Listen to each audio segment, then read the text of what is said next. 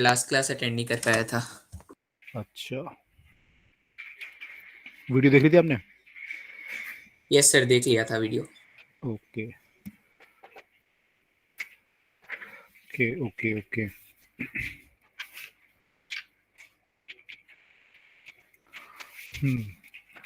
बाकी लोग भी ज्वाइन कर रहे हैं। Merry Christmas to all of you. Okay,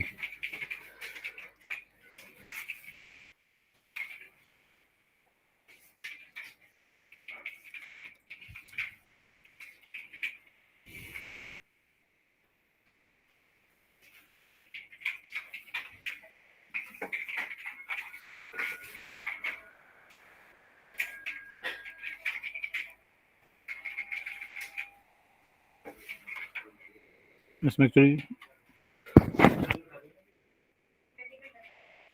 2 slot है ना, इसलिए प्रॉब्लम हो रहा है। 1 मिनट। हाँ,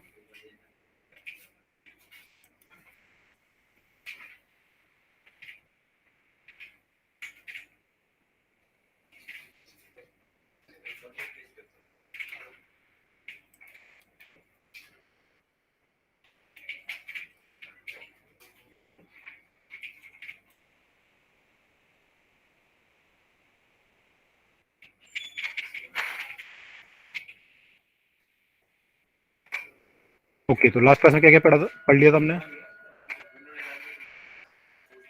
सर ईएमआई कवर किया था पूरा। ओके, तो हमने ईएमआई कवर किया था। उसमें हमने देखा था कि ईएमएफ जो इंड्यूस होता है या सर हमने करंट। एग्जांपल भी देखे थे डायनामो वाले की कैसे इलेक्ट्रिक प्रोड्यूस होती है। करेक्ट। तो जब भी कभी फ्लक्स चेंज होता है, हमने देखा था कि फ्लक्स चेंज जब भी होता है तो हम उस टाइम पे जो है जो आपका लूप है, लूप जो है अपोज करता है फ्लक्स के चेंज को। अगर उससे यस फ्लक्स सर, बढ़ जिस रहा है तो करंट से करंट बनता है उससे सर फिर वो ऑपोजिट मैग्नेटिक बनाने के लिए ना सर। हाँ, वो जो है फ्लक्स को अपोज करता है, और अपोज करने के कारण वो क्या करता है, अगर फ्लक्स बढ़ रहा है तो घटाने की कोशिश करता है, और घट रहा है तो बढ़ा, बढ़ाने की कोशिश करते उसको हैं। जो है यस अपना सर। करंट इंड्यूस करना पड़ता है। तो फिर वो करंट इंड्यूस करता है। तो वो हमने देखा था लास्ट टाइम पे। Yes sir. सर वो फॉलो भी कर रहा था कंजर्वेशन ऑफ एनर्जी में, क्योंकि हम जो फोर्स लगा रहे थे उसी के कोवेलेंट फोर्स ही बना रहा था वो, और वही इलेक्ट्रिसिटी हमें मिल रही थी, यानी हमारा जो हम एनर्जी लगा रहे थे वो करंट में कन्वर्ट हो रही थी इनडायरेक्टली। बिल्कुल। तो उसमें ये हुआ था कि अगर आप वर्क करोगे तो करंट भी इंड्यूस होगा, और या फिर करंट अगर इंड्यूस हो रहा है तो आपको वर्क करना पड़ेगा। तो वहाँ पे yes sir, repulsion, law of conservation of energy. Law of yes conservation energy follow हो रहा था वहाँ पे। तो वो भी एक इंपॉर्टेंट एस्पेक्ट है उसका कि वो फॉलो होना चाहिए, है ना? Yes sir. ठीक है। सर क्वांटम फिजिक्स में कंजर्वेशन ऑफ एनर्जी शायद नहीं होता ना फॉलो, इसलिए डिफरेंट कर रखा है फिजिक्स से। वहाँ पे फिर मास का भी आया था ना, मास और एनर्जी आपस में कन्वर्ट हो जाती हैं, वो भी चीज़ें होती हैं और भी चीज़ें होती हैं। Sir is equal to M C square किसका है सर, क्वांटम का या फिर नॉर्मल फिजिक्स का? नॉर्मल में भी यूज़ हो जाता है, लेकिन जब हम क्वांट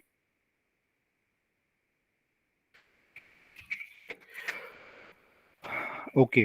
तो लास्ट टाइम हम लोग ये देख चुके थे, ठीक है।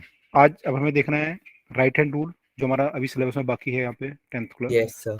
राइट हैंड रूल बाकी है एक, तो फिर मोटर बाकी है। जनरेटर सिलेबस में नहीं है, हालांकि बता दूंगा थोड़ा बहुत। सर पढ़ेंगे जरूर हम। हाँ, पढ़ लेंगे। तो देखो, इलेक्ट्रिकल इंस्ट्रूमेंट है ना, अगर आपके कंसेप्ट क्लियर है तो इंस्ट्रूमेंट आप कोई भी पढ़ सकते हो फिर। Yes sir. तो इंस्ट्रूमेंट तो there is no limit.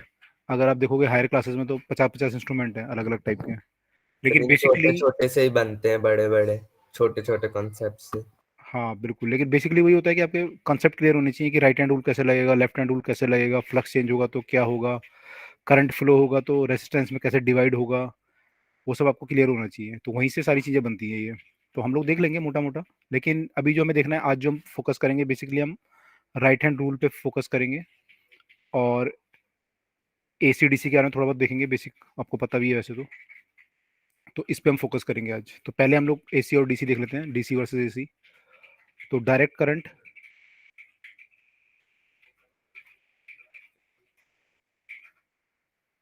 I think screen visible है सबको? Yes sir. Okay. And alternating current, दो तरह के करंट होते हैं आपके,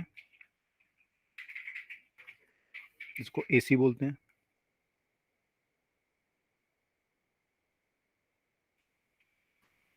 तो डायरेक्ट करंट जो होता है ये कांस्टेंट इन मैग्नीट्यूड होता है और एक ही डायरेक्शन में होता है, मतलब पॉजिटिव होगा तो यस पॉजिटिव ही सर। होगा। तो करंट हमारा टाइम के साथ कांस्टेंट वैल्यू रखता है, चेंज नहीं होती वैल्यू। एसी के केस में चेंज होती है। वैल्यू चेंज होती है एक तो, और दूसरा जो है नेगेटिव भी हो जाती है कई बार। जैसे मान लो ये वैल्यू अभी जैसा पॉजिटिव डायरेक्शन भी बदल जाती है ना, घट के जीरो हुआ तो यहाँ तक पॉजिटिव है करंट अभी, सर। आप लेकिन कुछ फिर लिख रहे हैं? हाँ लिख रहा हूँ, आपको विजुअल नहीं हो रहा? सर डायरेक्ट करंट और अल्टरनेट करंट के बाद तो कुछ नहीं दिख रहा स्क्रीन पे। मैंने नीचे डायग्राम बनाया, दिखा नहीं आपको अभी? सर एसी वाला। कोई डायग्राम नहीं है सर, बिल्कुल प्लेन अच्छा, पेपर है सर। मैंने आपको दिख रहा डायग्राम? आपको भी नहीं दिख रहा? सर अभी अभी आया है। अब आया। ओके, यानी थोड़ा लैग चल रहा है ये। Yes sir. सर आपने इसका बनाया आई से बिल्कुल स्ट्रेट लाइन डायरेक्ट की, और ऑल्टरनेट की सर आपने साइन थीटा जैसी। बिल्कुल। तो ये जो हमने बनाया है, अल्टरनेटिंग करंट में क्या था आपका कि ये पॉजिटिव से वैल्यू घट के जीरो हुई पहले, तो यहाँ तक ये पॉजिटिव था करंट। उसके बाद ये नेगेटिव हो गया, नेगेटिव में भी फिर ये वैल्यू बढ़ी इसकी नेगेटिव साइड में। यू कैन से कि नेगेटिव साइड में वैल्यू बढ़ रही है यहाँ पे, यस सर। और यहाँ तक बढ़ी। उसके बाद फिर ये घटना शुरू हुआ और फिर घट के फिर जीरो हो गया। उसके बाद फिर ये पॉजिटिव साइकिल चलेगा, एंड अगेन फिर नेगेटिव साइकिल चलेगा, and yes it sir. Will keep on going. तो दिस, और इन दोनों का मैग्नीट्यूड सेम भी होगा। हाँ यूजुअली सेम होता है दोनों मैग्नीट्यूड, पॉजिटिव पीक और सर नेगेटिव पीक में। यूजुअली सर मतलब किसी केस में सेम नहीं हो सकता। हो सकता है ऐसा कि हम कुछ करें, अभी आप आगे पढ़ोगे, मैं 12th क्लास के लास्ट में आएगा आपका सेमीकंडक्टर वगैरह, वहाँ पे थोड़ा बहुत और भी हम चीज़ें कर यस सर, वो सकते हैं। फॉलो नहीं करते। हाँ तो तो वहाँ पे हम शायद देखेंगे। कुछ इंसुलेटर्स भी। बिल्कुल, तो अभी हमें मान लेते हैं कि अभी सेम होता है, अभी हमारे लिए कोई डिफरेंस नहीं है। तो यहाँ सर पे ये जो वही है वाला ये है ना, गड्ढा खोदने वाला, जितना आप गड्ढा खोदोगे उतना बड़ा पहाड़ पीछे बन जाएगा, वैसे ही वाला है ना। बोल सकते हैं बिल्कुल। तो यहाँ पे जो है पॉजिटिव पीक और नेगेटिव पीक है हमारे पास, तो ये अल्टरनेटिंग करंट है। तो यहाँ पे क्या है कि आपका करंट का डायरेक्शन सेम है,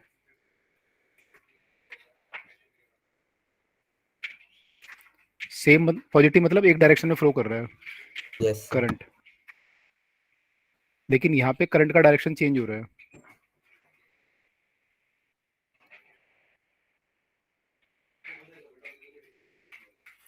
चेंजिंग विद टाइम। इसका मतलब ये है कि अगर कोई सर्किट है और उसमें एसी करंट फ्लो हो रहा है, तो हो सकता है कुछ टाइम में ऐसा फ्लो कर रहा हो और किसी टाइम में वो ऐसा फ्लो कर रहा हो। तो कभी वो लेफ्ट टू राइट जाएगा, कभी वो राइट टू लेफ्ट जाएगा। तो एक को हम पॉजिटिव मान लेंगे किसी को भी, तो दूसरा नेगेटिव हो जाएगा। तो कभी करंट आपका पॉजिटिव होगा, यानी लेफ्ट टू राइट मान लो, और एक बार नेगेटिव, फिर पॉजिटिव फिर नेगेटिव। तो बार बार अपनी डायरेक्शन ये चेंज करता जाएगा। Okay, yes sir. Yes sir. ठीक है। अच्छा, मैंने आपको लास्ट टाइम भी पूछा था शायद कि अगर हमें इलेक्ट्रोलिसिस करना है तो कौन सा करंट यूज करना चाहिए हमें, एसी या DC? Sir DC. Yes sir. Sir DC battery वाला। सर डीसी क्योंकि वाला। एसी में जो इलेक्ट्रोड्स हैं वो चेंज होते रहेंगे, तो हमें यस मतलब सर, तो काम वो नहीं जो आएगा। हमारा सब्स्टिट्यूट है सर, मतलब कुछ फर्क ही नहीं पड़ेगा, जितना पॉजिटिव है कभी भी वो नेगेटिव में चेंज हो सकता है, यानी पोल्स चेंज हो जाएंगे, जिस कारण से जो डिपॉजिट हुआ है वो फिर से दूसरे पे जाने के लिए, तो कुछ फर्क नहीं पड़ेगा इलेक्ट्रोलिसिस करने से इसी। सर बिल्कुल, आप अगर एसी कर नहीं का पाओगे। टाइम पीरियड बहुत बढ़ जाए, मतलब तो क्या यूज हो सकता है टेम्पररीली? हाँ लेकिन ऐसा होता नहीं ना यूजुअली। आप टाइम पीरियड बढ़ाना मतलब दैट इज, आप जबरदस्ती करोगे तो कर सकते हो, लेकिन ऐसा होता नहीं है। Okay sir. यूजुअली ये जो टाइम पीरियड होता है आपका बहुत कम होता है। फ्रीक्वेंसी कितनी होती है हमारी एसी की इंडिया में? 50 टू सर 60। 50 हर्ट्ज। 50 हर्ट्ज होती है ना? 50 हर्ट्ज मतलब कि 50 साइकिल कंप्लीट होते हैं 1 सेकेंड में। Yes sir. करेक्ट, ये एक साइकिल है यहाँ से लेके और यहाँ तक, ये एक साइकिल बना भी। ऐसे 50 साइकिल बनते हैं। ये दूसरा साइकिल हुआ, ऐसे तीसरा, तो ऐसे करके 50 साइकिल होते हैं 1 सेकेंड में। तो सोच सकते हैं कितना फास्ट है ये। Yes sir. करेक्ट, तो इतना बार इसकी जो है बार बार पोलरिटी चेंज होगी, तो बहुत ही ज़्यादा कम टाइम होता है। तो टाइम पीरियड अगर मैं आपसे बोलूँ तो टाइम पीरियड इज 1/फ्रीक्वेंसी। तो अगर टाइम पीरियड निकालोगे तो कितना आएगा? 0.2 आएगा मेरे ख्याल से, 0.02। 0.02 second. Yes yes sir. Sir, 0। 0.02 second. तो 0.02 सेकेंड में ये अपनी पॉलिटी चेंज कर देगा। 0.02 से भी कम, 0.01 में। क्योंकि 0.02 का मतलब एक साइकिल है पूरा। साइकिल अगर मैं देखूँ, मान लो ये पूरा पूरा साइकिल एक, ये मान लूँ ये भी एक साइकिल है, अगला साइकिल ऐसे मान सकते हैं अगर मैं तो यहाँ से सर स्टार्ट एक करूँ। साइकिल में एक टाइम पॉजिटिव और एक टाइम नेगेटिव है ना, तो पॉजिटिव बिल्कुल निकालना होगा तो हाफ कर देंगे इसका टाइम पीरियड का। करेक्ट। तो मैं अगर ये निकालना पोलरिटी कब चेंज करेगा, तो यहाँ से यहाँ तक पोलरिटी सेम है, उसके बाद चेंज कर दी। अब हमने क्या देखा था, 50 साइकिल का टाइम पीरियड पॉइंट इतना है, तो एक साइकिल का 0.2 आ रहा था, तो 0.2 जो पीरियड है वो यहाँ से यहाँ तक का है बेसिकली। ऐसे ही अगला साइकिल होगा 0.2 का, 0.2 सॉरी, एंड सो ऑन। तो अगर पोलरिटी की बात करूँ मैं, पोलरिटी कब चेंज हो रही है, तो पोलरिटी तो आधे साइकिल में चेंज हो रही है। Yes sir, 0.01। तो हम बोल सकते हैं 0.01 सेकंड में चेंज हो रही है। तो वहां पे फिर हमें ऐसे निकालना पड़ेगा। ठीक है। अच्छा, इसमें ये क्वेश्चन ही पूछ सकता है आपसे कि पीक से और यहाँ तक आने में कितना टाइम लगेगा, मान लो अगर ऐसा पूछ लिया तो ये कितना टाइम होना चाहिए पीक से यहाँ तक का इस केस में। सर 0.005। मीन्स इसका आधा 0.0। Yes sir. Yes sir. Correct, ये 0.01 है। अब इसका भी आधा करेंगे तो यहाँ से यहाँ तक का टाइम आ जाएगा। तो कई बार आपसे यस। बोलेगा कि पॉजिटिव पीक से जीरो आने में कितना टाइम लगेगा, या नेगेटिव पीक से जीरो आने में कितना टाइम लगेगा, या जीरो से नेगेटिव पीक में जाने में, या जीरो से और पॉजिटिव पीक में जाने में कितना टाइम लगेगा। तो that all time are half of this time, और we can say 1/4 of the total time. तो यहाँ से यहाँ तक का जो टाइम है एक्चुअली वो T/4 है। We can say this is T/4 time. तो ऐसे क्वेश्चन बन सकते हैं आपके डिफरेंट कॉम्पिटिटिव एग्जाम्स में कि कितना टाइम लगेगा यहाँ से यहाँ तक का। तो ये सब जो है एसी में पॉसिबल है, डीसी तो कांस्टेंट होता है, तो डीसी में तो कोई फर्क पड़ता नहीं। तो ये सब एसी के लिए रिगार्डिंग है। ठीक है, यहाँ तक क्लियर हुआ सबको? Yes sir. ओके। अब एसी और डीसी के कुछ एसी के कुछ एडवांटेजेस हैं, कुछ डिसएडवांटेजेस हैं, आपके पैकेज में भी लिखे हुए हैं। यस क्या सर। क्या लिखे हुए देख लेते हैं एक बार। सर ये भी कुछ है कि डीसी सर हम नॉर्मल एक्सपेरिमेंट में यूज करते हैं, एसी क्यों नहीं सर, ये भी पूछ सकते हैं। एक्सपेरिमेंट डिपेंड करता है आप किस तरह के एक्सपेरिमेंट कर रहे हो, सर दोनों यूज। जैसा, यस सर, सर हमें बल्ब वाले कराते थे सर, वो तो फ्यूज होने का हो गया सर, हम्म। पर रजिस्टर वाले सर ऐसे एक्सपेरिमेंट्स को क्यों नहीं कराया। तो वहाँ पे क्या यूज करते हैं? सर सब जगह यहाँ पे जो हम एक्सपेरिमेंट कराते हैं सर, उसमें डीसी करंट ही यूज होता है क्योंकि वो चेंज नहीं होता। उसका रीजन ये है एक्चुअली कि एसी जब आप पढ़ोगे ना आगे 12th क्लास में, तो यस सर। एसी में करंट की वैल्यू जो होती है कैसे डिफाइन करोगे आप? करंट तो वैल्यू चेंज हो रही है। Yes sir. तो करंट की वैल्यू डिफाइन करने के लिए दो डेफिनेशन है वहाँ पे, एक तो एवरेज करंट है कि एवरेज वैल्यू कितनी है, और एक आरएमएस करंट होता है, तो वो सब होता है। तो यहाँ पे ये सब आपको कॉम्प्लेक्सिटी ना है, इसलिए हम लोग डीसी पे ही एक्सपेरिमेंट करते हैं ज़्यादातर, और इंस्ट्रूमेंट भी आपके डीसी पे बने होते हैं ज़्यादातर, तो इसलिए हम डीसी में ज़्यादा एक्सपेरिमेंट करते हैं। मतलब सिंपलर सर, आगे जाके कराएंगे मतलब एसी से भी।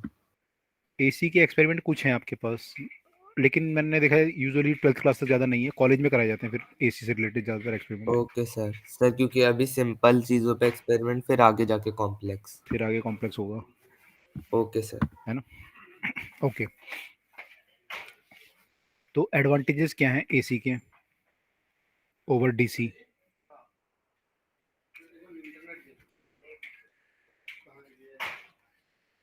तो एडवांटेज हम एसी क्यों यूज़ करते हैं, ज़्यादातर जगह क्यों यूज़ करते हैं, तो सबसे बड़ा रीज़न जो है इसका यूज़ करने का वो है, ये लार्ज डिस्टेंस ट्रैवल कर सकता है without loss of energy.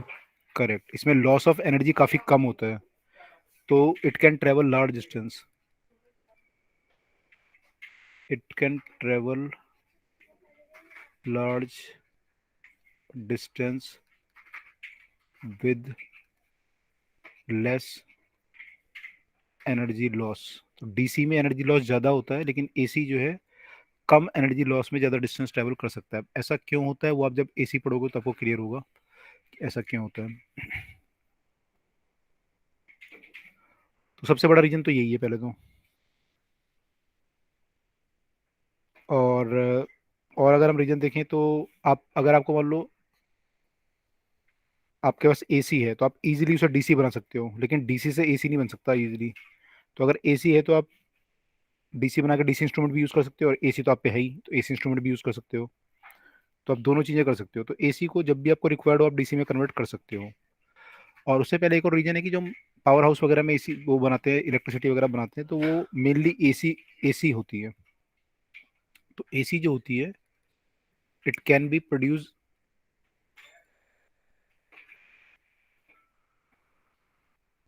easily and cheaply.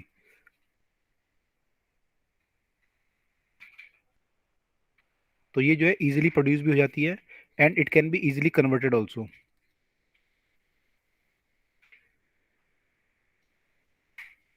yes sir.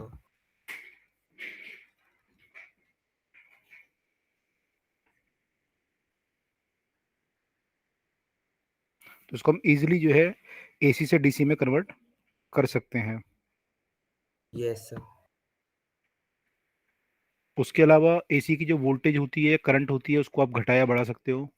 Yes sir. Sir और ये ज्यादा वैल्यू कैरी करने के लिए डीसी के मुकाबले ज़्यादा मतलब सर हम ज्यादा यूज इसलिए ही तो करते हैं सर एसी को, क्योंकि ये लार्ज मतलब अमाउंट होता है सर. एग्जैक्ट तो होता नहीं है, तो इसकी हाईएस्ट और लोएस्ट लिमिट होती है सर, उसमें भेज सकते हैं, तो उसमें दिक्कत भी नहीं होती अगर रेजिस्टेंस आ जाए बीच में, जबकि डीसी में हो जाएगी.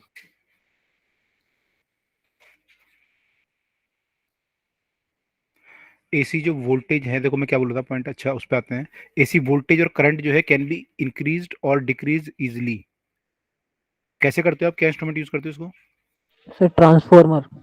करेक्ट. Easily using transformer. जो ट्रांसफार्मर आपके यहाँ लगे होते हैं एरिया में, उनका काम ही ये होता है कि वो एसी की वोल्टेज को चेंज करे. तो यूजुअली वो डिक्रीज करते हैं, क्योंकि आपके जो एरिया में वोल्टेज आती है वो हाई वोल्टेज पे आती है. यस क्योंकि आप सर, लो करंट. करेक्ट, क्योंकि हाई वोल्टेज पे ना पावर लॉस कम होता है, तो जो आती है वो आपके मान लो एरिया में आई 800 1100 चाहिए, आपको 220 वोल्ट चाहिए. तो फिर ट्रांसफार्मर का काम होता है 1100 वोल्ट को 220 वोल्ट में कन्वर्ट करके फिर आगे आपके घर में भेजना. तो ये इजीली आप इसे इंक्रीज या डिक्रीज कर सकते हो जब भी आपको बढ़ाना है घटाना है, तो यूजिंग ट्रांसफार्मर. ठीक है.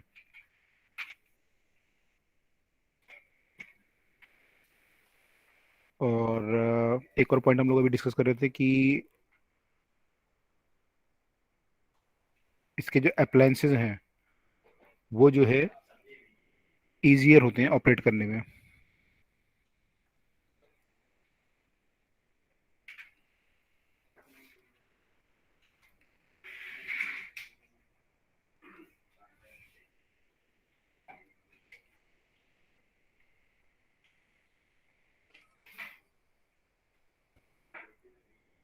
तो इन सब रीजनों के कारण जो है यूजुअली एसी प्रेफर की जाती है.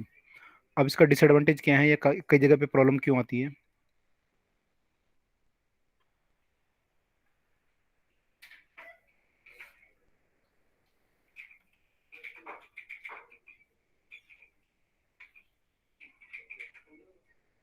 तो इसमें कई जगह लिखा हुआ है कि एसी जो है अट्रैक्ट कर, मैंने अगर आपको एसी वायर छुओगे तो आपको अट्रैक्ट करेगी या आप उस पर चिपक जाओगे, वाइल डीसी रिपेल. तो ऐसा कोई मैंने कहीं प्रूफ तो नहीं है सर. मैं नेटवर्क पे भी चेक कर रहा था कि ऐसा कुछ होता है, लेकिन कई जगह पे लिखा हुआ है कि एसी जो है वो अट्रैक्ट कर लेती है, आदमी चिपक जाता है वायर से, और डीसी रिपेल करती है. तो ये तो मैं खैर रीजन नहीं बोलूंगा मेनली, लेकिन एसी का जो शॉक होता है दैट इज वेरी फेटल, क्योंकि एसी की वैल्यू ना काफी ज्यादा हो जाती है कई बार पीक पे जब जाता है. तो एसी का जो शॉक होता है दैट इज वेरी फेटल.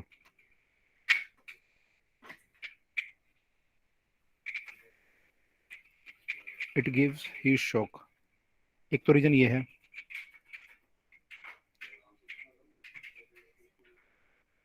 दूसरा इसका रीजन जो है, जो मेन मोटा मोटा बड़ा रीजन है, वो ये है कि अगली स्लाइड में देखते हैं. आई थिंक आप सबने नोट कर लिया. Yes sir. ओके. एसी जब वायर में फ्लो करता है तो ये देखा गया है जो एसी करंट होता है वो वायर के सरफेस पे फ्लो करने की कोशिश करता है, बजाय उसके पूरे वायर में फ्लो करने के सरफेस में फ्लो करता है. जैसे मान लो डीसी करंट है, तो डीसी करंट तो मान लो पूरी वायर में फ्लो कर रहा है, यस. यस लेकिन सर. एसी जो होता है वो स्किन पे फ्लो करता है, बोलते हैं स्किन इफेक्ट. तो यस ये सर. स्किन पे फ्लो सर ये करता है. क्यों होता है? अब ये क्यों होता है इसका रीजन तो मेरे को भी नहीं मालूम कि ऐसा क्यों प्रॉपर्टी शो करता है वो. आई थिंक सर नाम क्या है इसका? Skin effect.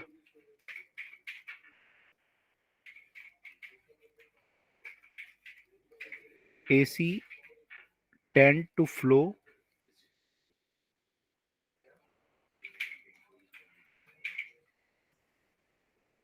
flow through the surface या on the surface of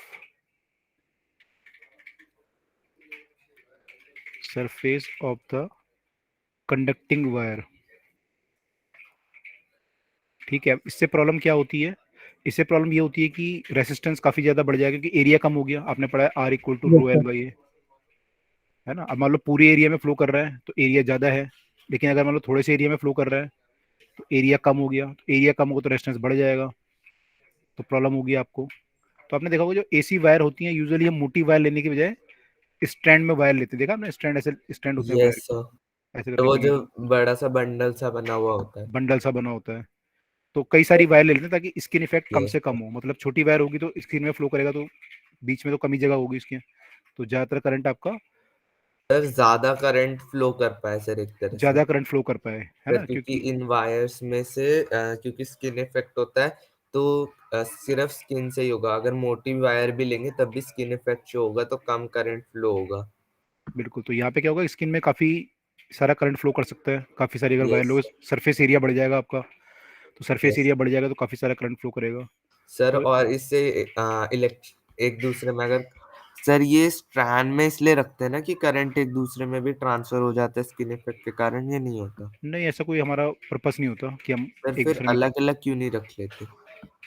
अलग अलग रखेंगे। फिर वो होगा ना, आपको मैंने कोटिंग करने के लिए फिर अलग अलग पैसा चाहिए ना। मैंने प्लास्टिक की कोटिंग इस पे भी करोगे, ओके कोटिंग इस पे भी सर, करोगे, सर तो बस मनी के लिए। मनी के लिए भी है रीजन, ओके सर। है ना। और स्ट्रेंथ भी है दूसरी बात। अगर आप अलग अलग रखोगे तो हो सकता है टूट जाए वायर, ज्यादा वजन पड़े तो। अब साथ में यस अगर सर। एक दूसरे के साथ जुड़े हुए हैं तो टूटेगा नहीं आराम से wire, yes sir.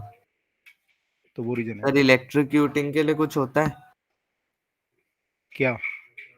Sir AC wires जो होती हैं नॉर्मली जो एक साथ होती हैं सिंगल, वो जल्दी इलेक्ट्रिक्यूट कर देती हैं। बर्ड्स उन पे नहीं बैठती हैं, अगर रखेंगी तो फिर वो इलेक्ट्रिक्यूट हो जाएंगे।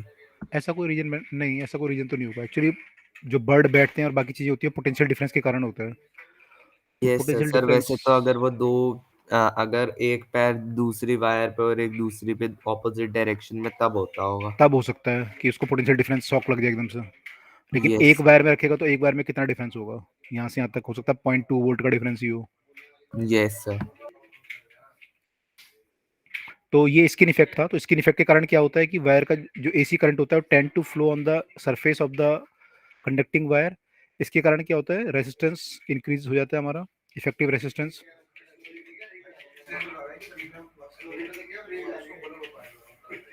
Effective resistance increases. तो हम लोग क्या सर ये ट्राई करते हाई हैं? फ्रीक्वेंसी के कारण होता है सरफेस इफेक्ट। नहीं, मैंने हाई फ्रीक्वेंसी नहीं, फ्रीक्वेंसी के कारण होता है बोल सकते हो आप बिल्ली। सर गूगल में है ये। जब एक्चुअली आप एसी करंट पढ़ोगे ना, तो जैसे आपने रेजिस्टेंस पढ़ा है यहाँ पे भी, तो आर हमारा किस पे डिपेंड कर रहा है? रो एल और ए पे डिपेंड कर रहा है केवल, है ना, प्रॉपर्टी पे। सर मैंने चैट में भेज दिया सर, चेक कर लो सही है कि नहीं इंफॉर्मेशन। हाँ, रुको रुको, मैं बताता हूँ आपको। जब एसी करंट आप पढ़ोगे ना, तो एसी यस करंट सर। में जो रेजिस्टेंस होता है उसमें अलग अलग चीज़ें होती हैं। इंडक्टर होता है, कैपेसिटर होता है, बाकी चीज़ें होती हैं। तो उनका जो रेजिस्टेंस होता है वो फ्रीक्वेंसी पे भी डिपेंड, ओमेगा पे डिपेंड करता है बेसिकली। एंगुलर फ्रीक्वेंसी बोलते हैं 2πf। तो वहाँ पे रेजिस्टेंस जो होता है फंक्शन ऑफ फ्रीक्वेंसी हो जाता है। तो फ्रीक्वेंसी पे डिपेंड करता है। और अगर हाई होगी तो अब डिपेंड करता है किसी चीज़ की फ्रीक्वेंसी बढ़ती है। जैसे कैपेसिटर है, तो अगर फ्रीक्वेंसी बढ़ाओगे तो उस पर अलग इफेक्ट पड़ेगा, रेजिस्टेंस पे, इंडक्टर पे अलग पड़ेगा। तो कुल मिला के अभी अभी ये समझ सकते हो आपकी फ्रीक्वेंसी पे डिपेंडेंट होता है रेजिस्टेंस यहाँ पे यस सर। एसी में। सर मैंने भेजा है सर चैट में। लेट मी चेक, एक मिनट। हाँ, क्या लिखा है सर इसमें? आनंद के क्वेश्चन से ऊपर। आनंद ने क्वेश्चन भेजा है। ठीक है, आप कर रहे हो, वो कर रहे हो 9th क्लास के क्वेश्चन।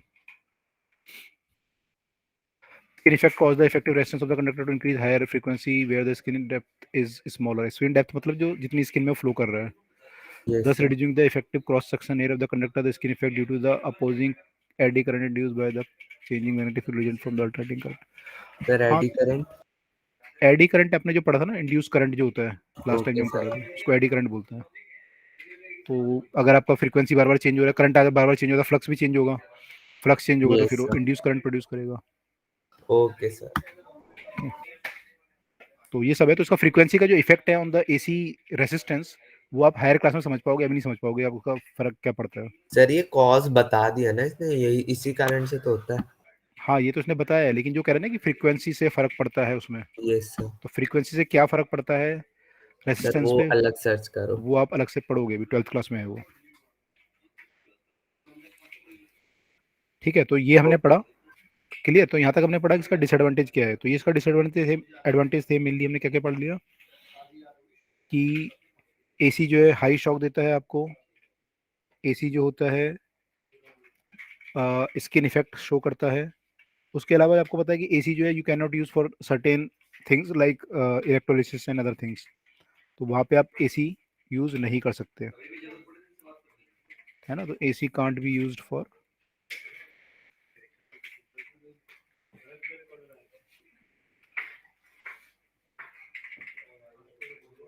तो कई जगह पे उसका यूज नहीं होता जैसे इलेक्ट्रोलिसिस में, और एसी, है ना, तो इसका डिसएडवांटेज है ये। तो these all are disadvantages of AC. तो यहाँ तक क्लियर हुआ सबको, advantage disadvantage of the Yes, sir. AC. Sir ठीक है, बैटरी चार्ज में भी डीसी का इस्तेमाल करते हैं। बैटरी चार्जिंग में भी आपको डीसी ही करना पड़ेगा, क्योंकि फिर वहाँ पे भी आप वही करते हो जो आप स्टोर करते हो वहाँ पे।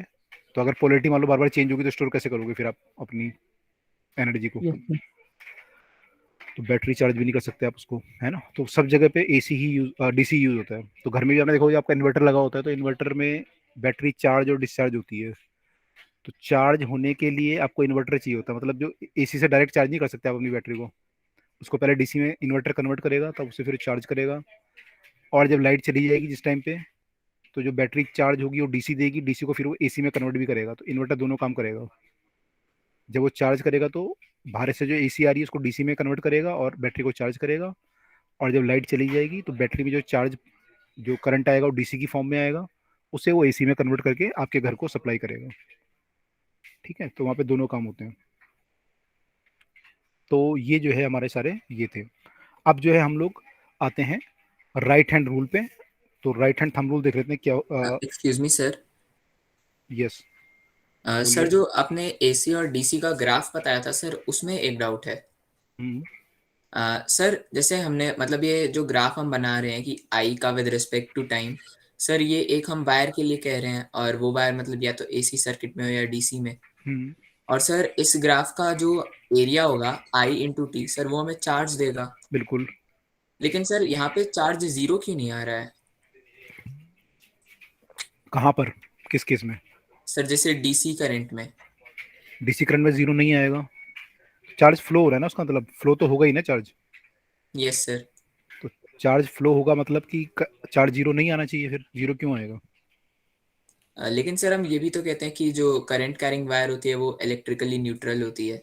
हाँ वो एक अलग चीज़ है, मतलब न्यूट्रल होने का मतलब उसमें चार्ज नहीं है कोई भी। लेकिन यहाँ से क्या आ रहा है, यहाँ से फ्लो आ रहा है ना चार्ज का। कि अगर मान लो ये वायर है और ये वायर कनेक्टेड है, यहाँ पे बैटरी लगी हुई है और ये वायर है, तो वायर से करंट फ्लो हो रहा है, इलेक्ट्रॉन यस। फ्लो हो रहे हैं। तो अगर इलेक्ट्रॉन या करंट जो भी है मतलब फ्लो हो रहा है, तो उससे क्या होगा कि अगर आप आई डी टी निकालोगे तो आपका कितना चार्ज फ्लो हुआ, मान लो 10 सेकंड में या 15 सेकंड में, तो वो आप निकाल सकते हो कि एक क्रॉस सेक्शन एरिया से कितना चार्ज फ्लो हुआ, तो वो आप यस। निकाल पा रहे हो। लेकिन इसका मतलब ये नहीं है कि वायर में करंट चार्ज है, ये तो फ्लो बता रहा है कि फ्लो हो रहा है या नहीं हो रहा। Okay sir, yes sir. हाँ ये तो लिमिटेड टाइम के लिए बताएगा ना, तो वो एक स्पेसिफिक रीजन का बताएगा। हाँ तो मतलब सर ये बताएगा कि सर। एक एरिया से चार्ज पास हो रहा है या नहीं हो रहा, यस लेकिन सर। ओवरऑल तो चार्ज जीरो है वायर में। Yes sir. ठीक है, और एसी में क्या होगा, एसी में चार्ज कभी इधर को फ्लो होगा थोड़ी देर के लिए, थोड़ी देर के लिए उल्टा फ्लो होने लग जाएगा। तो अगर आप एक एरिया यस सर। लोगे तो एरिया में से चार्ज जो है कभी इधर जाएगा कभी इधर जाएगा, तो net charge flow will be zero. इसलिए यहाँ पे यस एरिया सर। जीरो आ रहा है, प्लस भी आ रहा है माइनस भी, तो जीरो आ जाएगा एरिया। ठीक है, ओके सर। ओके। और कोई डाउट पूछ रहा था अभी कुछ? सर ये जो सेकंड वाला ग्राफ है सर, ये जीरो से स्टार्ट क्यों नहीं होता? जीरो से हो सकता है, ऐसा कोई जरूरी नहीं है कि जीरो से नहीं होगा। ओके सर ये करते क्यों है? करते क्यों है मतलब यहाँ से स्टार्ट क्यों करते हैं? Yes sir. ऐसा कुछ नहीं है, मैं जीरो से भी कर सकता था एक्चुअली। साइनोसॉइडल या आपका जो करंट होगा वो साइन का फंक्शन होगा या कोसाइन का फंक्शन होगा। सर जब आप ये शायद इसलिए किया होगा सर, डेप्थ और वो सब सेम हो। नहीं नहीं, ऐसा कुछ नहीं है। कोसाइन का फंक्शन भी हो सकता है, ऐसा भी ग्राफ बन सकता है आपका। मैंने ये साइन ग्राफ है बेसिकली, और ये कोसाइन ग्राफ है जो पहले बना था। तो ऐसा भी ऐसे बन सकता है करंट। ये भी एसी है, दोनों हो सकते हैं। तो डिपेंड करता है कि इनिशियल कंडीशन क्या है, आपका डायनोमो किस पोजीशन पे था जब आपने करंट जनरेट करना शुरू किया। Okay sir. ठीक है, और डाउट कोई इसमें? नहीं। तो अब हम मूव करते हैं राइट हैंड फ्लेमिंग रूल पे। हमने अब तक राइट हैंड थंब रूल पढ़ा था सबसे पहले। इसमें किस क्या डिस्कस किया था हमने, किस बारे में था ये? इस बारे में था कि आपको अगर करंट पता है तो you can find the direction the of flux, direction of field lines, field lines. फिर उससे हम फील्ड निकाल सकते हैं कि वो किस डायरेक्शन में होगा। ये निकाल सकते हैं हम लोग, है ना। या फिर उल्टा भी था कई बार कि आपका आपने जब सर्कुलर वायर ली थी वहां पे आपने करंट से फ्लक्स निकाला था, और जब आपने स्ट्रेट वायर ली थी तो फ्लक्स से आपने, मैंने ऐसा करंट है तो उससे फ्लक्स निकाला था आपने कई जगह पे। और कई जगह पे ऐसे हुआ था कि करंट आपका ऐसे था, तो आपने फिर इसको करंट मान लिया था, कर्ल्ड फिंगर को, और उससे फिर आपने फ्लक्स निकाला था। बेसिकली आपको मैंने करंट पता था, उससे आपने फ्लक्स निकाला था दोनों केसेस में, है ना। Yes sir. ठीक है। फिर आपने पढ़ा left hand Fleming. Okay, left hand Fleming में क्या किया था आपने? सर आप करंट कैरिंग वायर अगर कोई फील्ड में है तो उस पे फोर्स जो लगेगा वो तो I L B sine theta लगेगा, लेकिन उसका डायरेक्शन क्या होगा वो डिटरमाइन किया था। ओके, तो हमें करंट पता था, हमें फील्ड पता था, यूजुअली हमें फोर्स निकालना था, है ना। तो इन तीन में से दो चीजें पता होती है, एक निकालना होता है। यूजुअली हमें दो चीजें पता होती हैं, फोर्स हमें निकालना होता है, फोर्स किधर को लगेगा। तो डायरेक्शन ऑफ फोर्स हमने इससे निकाला था। ठीक है, तो करंट अगर है, फील्ड है, तो डायरेक्शन ऑफ फोर्स यहाँ से हमने निकाला था। अब राइट हैंड, अच्छा ये चीज कहाँ पे यूज होगी कि आपको करंट पता है, फील्ड पता है, फोर्स निकालना है? कोई करंट कैरिंग वायर को अगर हम फील्ड में रख ले, जैसे कि यस इलेक्ट्रिक मोटर में होता है। मोटर में क्या होता है, करंट आप प्रोड्यूस बाहर से देते हो उसे, मोटर को, तो यस उसकी, सर। सर और वो मैकेनिकल एनर्जी में कन्वर्ट कर देता है। हाँ तो कॉपर उसमें क्या होगा कि उसमें मैग्नेट अंदर होंगे, और मैग्नेट होगा तो मैग्नेट के बीच में आपने वायर रखी हुई है। वायर में आपने करंट दिया, जैसे करंट आपने दिया तो घूमना शुरू कर देगी, या फोर्स लगेगा उस पर तो घूमेगी गोल यस गोल। सर। तो यस सर। गोल घूमेगी। तो ये जो इलेक्ट्रिक मोटर है, ये यहाँ से आप लेफ्ट हैंड फ्लेमिंग रूल से निकाल सकते हो कि कैसे घूमेगी। मैंने क्लॉकवाइज एंटी क्लॉकवाइज अभी देखेंगे हम इसे, हमारे सिलेबस में भी है ये। तो वो हम इलेक्ट्रिक मोटर से करते हैं। इनफैक्ट आप एनसीईआरटी में देखोगे तो लेफ्ट हैंड फ्लेमिंग के बाद इलेक्ट्रिक मोटर दिया हुआ है, और राइट हैंड फ्लेमिंग के बाद क्या दिया हुआ है एनसीईआरटी में? डीसी जनरेटर दिया हुआ है। Yes sir. तो ये इससे रिलेटेड होगा, राइट हैंड फ्लेमिंग। तो जनरेटर में क्या होता है, बेसिकली जनरेटर में आप करंट देते हो या आप लेते हो उससे करंट? सर वो करंट प्रोड्यूस करता है। प्रोड्यूस करता है। तो वहां पे क्या होता है कि आप उसको घुमाते हो, है ना, मैंने आप वायर को मूव कराते हो। तो आपको क्या होता है, वायर को मूव कराना होता है, तो आपको फील्ड पता होता है, मैग्नेटिक फील्ड कहाँ है ये पता होता है, वायर का वेलोसिटी पता होता है, वायर किधर को जा रही है। वायर को घुमाते कैसे हो? सर कोई एक्स्ट्रा फ्यूल से। एक्स्ट्रा फ्यूल देके उस पर आप पेट्रोल डालते हो, डीजल डालते हो, उससे चलाते हो। तो आपको वायर की वेलोसिटी पता होती है, किधर को घूम रही है, किधर को जा रही है। तो उससे फिर आप क्या निकाल सकते हो कि मेरा इंड्यूस्ड जो करंट हुआ वो किस डायरेक्शन में होगा। तो ये हम निकाल सकते हैं। तो ये हमें जो जरूरत पड़ने वाली है वो हमें जनरेटर में जरूरत पड़ने वाली है। तो राइट हैंड फ्लेमिंग रूल जो है वो इंड्यूस करंट निकालने के लिए यूज होता है। इंड्यूस करंट की डायरेक्शन क्या होगी, in fact direction of induce current you can say,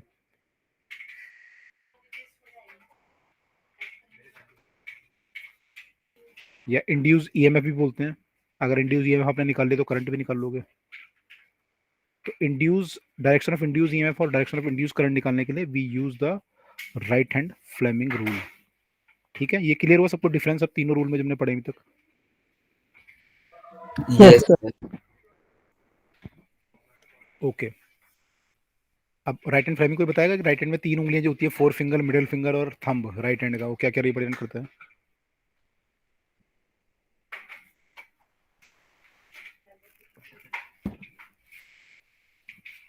sir thumb तो मतलब शायद sir movement of conductor represent करता है, ओके और सर फोर फिंगर हमारा field. Okay sir central finger induce current. Yes sir.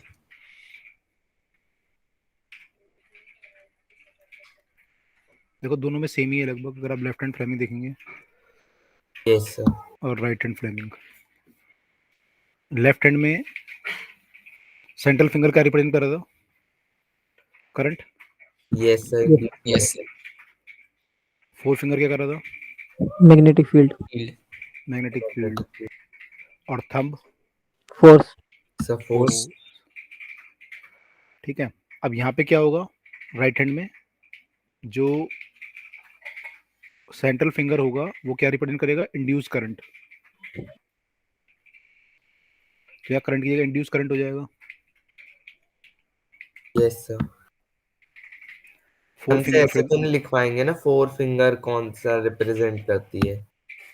Paper में यस सर। पता नहीं, सीबीएसई वाले पूछ भी सकते हैं, कुछ पता नहीं उनका। तो जिन्हें याद नहीं सर नाम क्या है इनके, तो तो आपको आइडिया हो ही जाएगा। सर सेंट्रल है जैसे थंब, सेंट्रल थंब तो पता ही होता है, फोर फिंगर याद कर लो बस। फोर फिंगर याद करना पड़ेगा। सर ये मोशन ऑफ कंडक्टर। तो बिल्कुल यहाँ पे जो है फोर्स की जगह मोशन ऑफ कंडक्टर आ जाएगा कि कंडक्टर किधर को मूव कर रहा है। तो ये भी एक तरह का फोर्स ही मान सकते हो, फोर्स के कारण मूव कर रहा है मान लो। तो जिधर को मोशन होगा वो फोर्स का वो थंब होगा इस बार। तो राइट हैंड थंब रूल में ये होता है, ठीक है। तो इससे आप कंपेयर कर सकते हो। तो यहाँ पे बस ये डिफरेंस है कि यहाँ फोर्स था, ये यहाँ पे मोशन ऑफ कंडक्टर है, ठीक है। तो ये सबको क्लियर है? राइट हैंड थंब रूल समझ में आ गया? Yes sir. अच्छा, अब ये चीज़ ध्यान रखना कि मैंने आपको पिछली बार बताया था कि उंगलियां जो होती हैं वो पर्टिकुलर डायरेक्शन में होती है, तीनों परपेंडिकुलर होती हैं। और उंगलियों को आप आगे पीछे नहीं कर सकते, उनको फिक्स एक डायरेक्शन है। आप हाथ को घुमा सकते हो बट उंगलियों को वो नहीं करना, ठीक है। ये सबको पता है, ध्यान है? Yes sir. ध्यान है, ओके। तो देखो एक दो क्वेश्चन, आप कुछ क्वेश्चन कर लेते हैं, आपको देखो क्लियर है या नहीं है ना। तो लेफ्ट हैंड अगर आपको आपने ढंग से किया होगा तो राइट हैंड भी कर लोगे। बस ये ध्यान रखना कि यहाँ पे कौन सी चीज क्या चीज मैंने किस चीज को रिप्रेजेंट कर रही है, ये ध्यान रखना बस, ठीक है। तो कुछ क्वेश्चंस कर लेते हैं आज ताकि आपके कंसेप्ट क्लियर हो जाए। तो क्वेश्चन आज कर लेते हैं और फिर अगर टाइम मिला आज तो मोटर करेंगे, अदरवाइज अगली क्लास में मोटर कर लेंगे, ठीक है।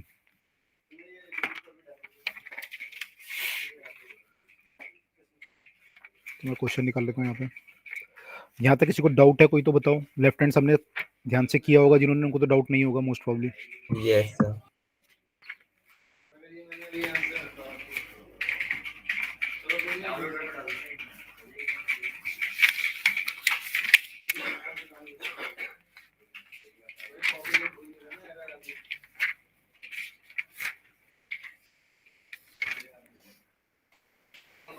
ओके, इसको इंड्यूस करंट या इंड्यूस ईएमएफ भी बोल सकते हैं, मैंने आपको बताया था अभी, दोनों चीजें हो सकती है, ठीक है। तो क्वेश्चन में दोनों चीजें आएंगी क्योंकि। तो मैं क्वेश्चन पहला करते हैं।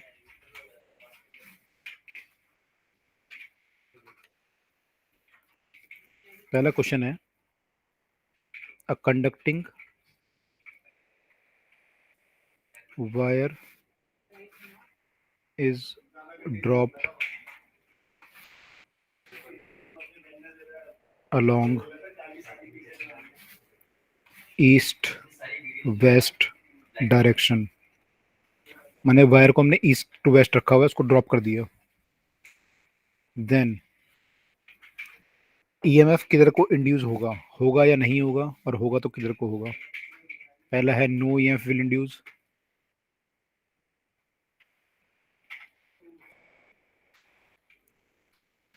बी है no current will flow, no induce current will flow.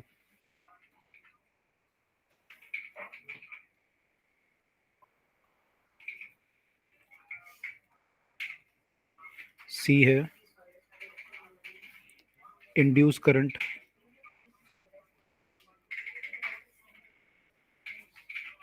flows from west to east और सेकंड इससे अपोजिट है, induce current flow from east to west. तो क्या सर चीज? ये सी ऑप्शन। सी। ओके, देखो सब लोग, वायर को हमने ईस्ट वेस्ट डायरेक्शन में रखा और उसको ड्रॉप किया। ये ग्राउंड है मान लो, आपने ड्रॉप किया नीचे। तो यहाँ पे आपको क्या देखना पड़ेगा? बेसिकली अर्थ का मैग्नेटिक फील्ड देखना पड़ेगा कि अर्थ का मैग्नेटिक फील्ड किधर है। इंड्यूस ये तो तभी होगा जब फील्ड होगा। Yes sir. तो यहाँ पे अर्थ का फील्ड भी होगा। तो मान लो डायरेक्शन वेस्ट है, ये ईस्ट है, तो अर्थ का फील्ड किधर को होता है?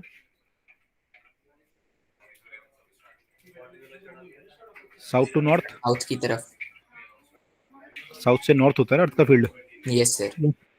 तो अर्थ का जो फील्ड होगा, मैग्नेटिक फील्ड, वो इधर को होगा, साउथ से नॉर्थ की तरफ को। तो ये फील्ड की डायरेक्शन है और ये आपकी वेलोसिटी है, या मोशन ऑफ कंडक्टर है। तो आपको बताना है कि इंड्यूस ईएमएफ किस साइड को होगा। तो right hand thumb rule use करना है हमें, ठीक है। तो देखो फील्ड अंदर को होना चाहिए, वेलोसिटी नीचे को होनी चाहिए, मोशन यानी थंब आपका नीचे की तरफ को होना चाहिए, फील्ड अंदर को। तो सेंटर वाला फिंगर किधर को जा रहा है आप लोगों का?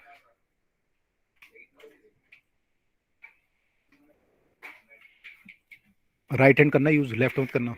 Sir west to east. Sir west to east. West to east जा रहा है। बाकी लोगों का देखो आया कुछ, किधर को जा रहा है?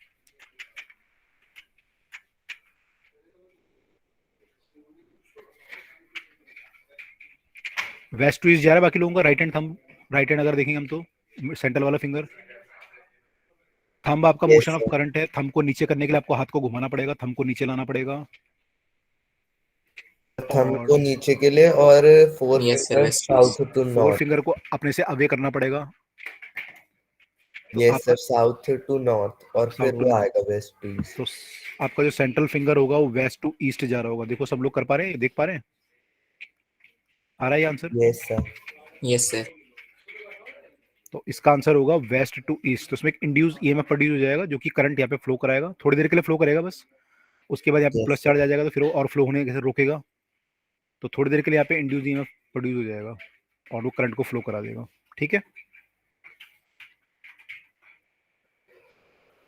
अगला क्वेश्चन, किसी को डाउट है तो पूछ लो भी। अगला क्वेश्चन है,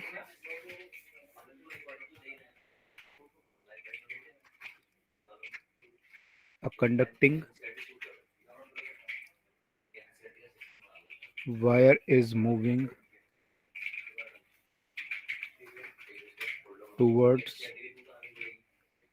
right in a magnetic field B. The direction of induced current in the wire is shown in the figure.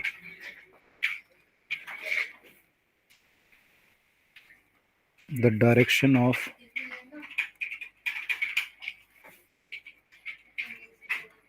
magnetic field will be. तो ये आपको डायग्राम दिया हुआ है, ये वेलोसिटी है, ये वायर है, and this is the induce current. तो आपको बताना है कि मैग्नेटिक फील्ड किधर को है। ऑप्शन आपके पास है, sir done. In the plane. Done. चलो फिर ऑप्शन लिख बताता हूँ, आप लोग बताओ फिर क्या आंसर आएगा। क्या है आपका? सर डाउनवर्ड आ रहा है और सर परपेंडिकुलर आ रहा है पेपर के। माने inside the paper, yes sir, into the page आ रहा है। Into the yes sir. Page. Okay, perpendicular to the plane of paper and downward, C option. तो आपको देखना है कि फील्ड आपका किधर को है ना। परपेंडिकुलर मतलब अंदर को है, किधर को है आपको बताना है। तो तीन चीजें हैं यहाँ पे, मोशन है, तो मोशन वेलोसिटी हमारी राइट हैंड साइड पे जा रही है। तो मैं थंब को, रुको मैंने लेफ्ट हैंड कर लिया गलती से, राइट हैंड लेता हूँ। थंब को मुझे करना पड़ेगा इधर की तरफ को, थंब को मैंने इधर किया, करंट को ऊपर करना है तो करंट को ऊपर कर लिया, तो जो सेंट्रल वाला फिंगर है मुझसे, सॉरी जो फोर फिंगर है वो मुझसे अवे जा रहा है। आप लोगों का वैसे हो रहा है क्या? Yes sir. सेंट्रल है ना, सेंट्रल फिंगर ऊपर की तरफ करना है मुझे, सेंट्रल फिंगर इधर को करना है और थंब इधर को करना है। तो जब मैं ऐसा कर रहा हूँ तो मेरे फिंगर जो है फिर अंदर को जा रहा है, तीसरा वाला जो है फोर फिंगर ऐसे, अगर मैं इसको ऐसे कर रहा हूँ और थंब को ऐसे कर रहा हूँ तो ये थंब इधर को होगा करंट के डायरेक्शन में, और ये वाला फ्रंट करंट के डायरेक्शन में होगा, सॉरी थंब वेलोसिटी के डायरेक्शन में होगा, ये करंट के डायरेक्शन में होगा। तो जो फोर फिंगर है वो अंदर को पॉइंट कर रहा है ऐसे। Yes sir. राइट, सबका ऐसे हो रहा है? Yes yes sir. ये है ना, ये फील्ड होगा, यानी फील्ड जो है इनसाइड द प्लेन ऐसे होगा, यानी क्रॉस, ये बोल सकते हैं हम लोग। Yes sir. Yes sir. Okay, तो इसका आंसर हमारा हो गया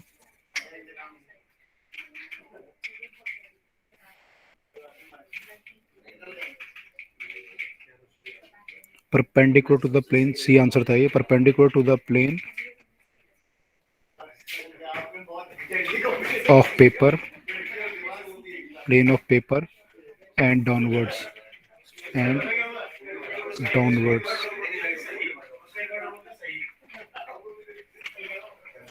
ओके, अगला क्वेश्चन है, अगला क्वेश्चन दिया हुआ है इसमें कि current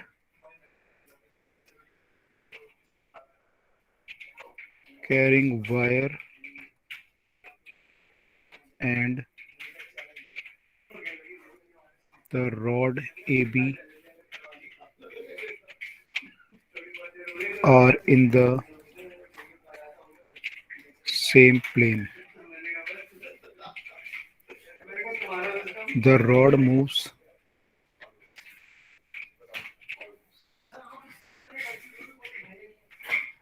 parallel to the wire and with a velocity v. Which of the following statement is correct about induced EMF in the rod? In the rod, ये वायर है और ये रॉड है, और रॉड जो है ऐसे मूव कर रही है।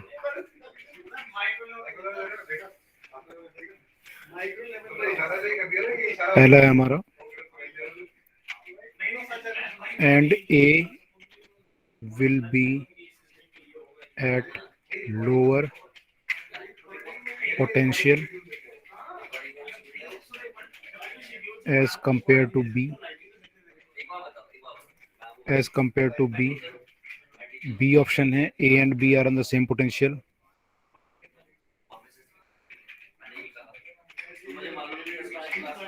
Same potential.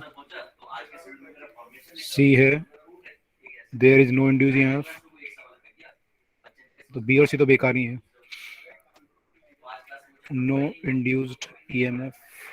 D में उल्टा बोल रहा है इसका कि and A will be at higher potential.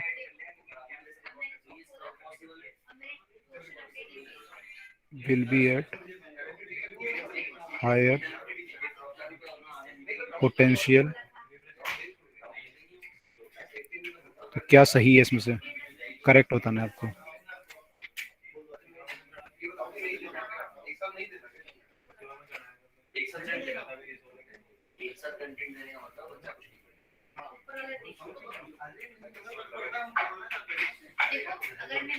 Sir option A, and A will be at lower potential as compare to B. Check करते हैं, बाकी लोग भी देखो। यहाँ पे आपको फील्ड की डायरेक्शन पहले देखनी है, फील्ड किधर को है हमारा, फिर उसके हिसाब से आपको वेलोसिटी पता है। देखो सब लोग,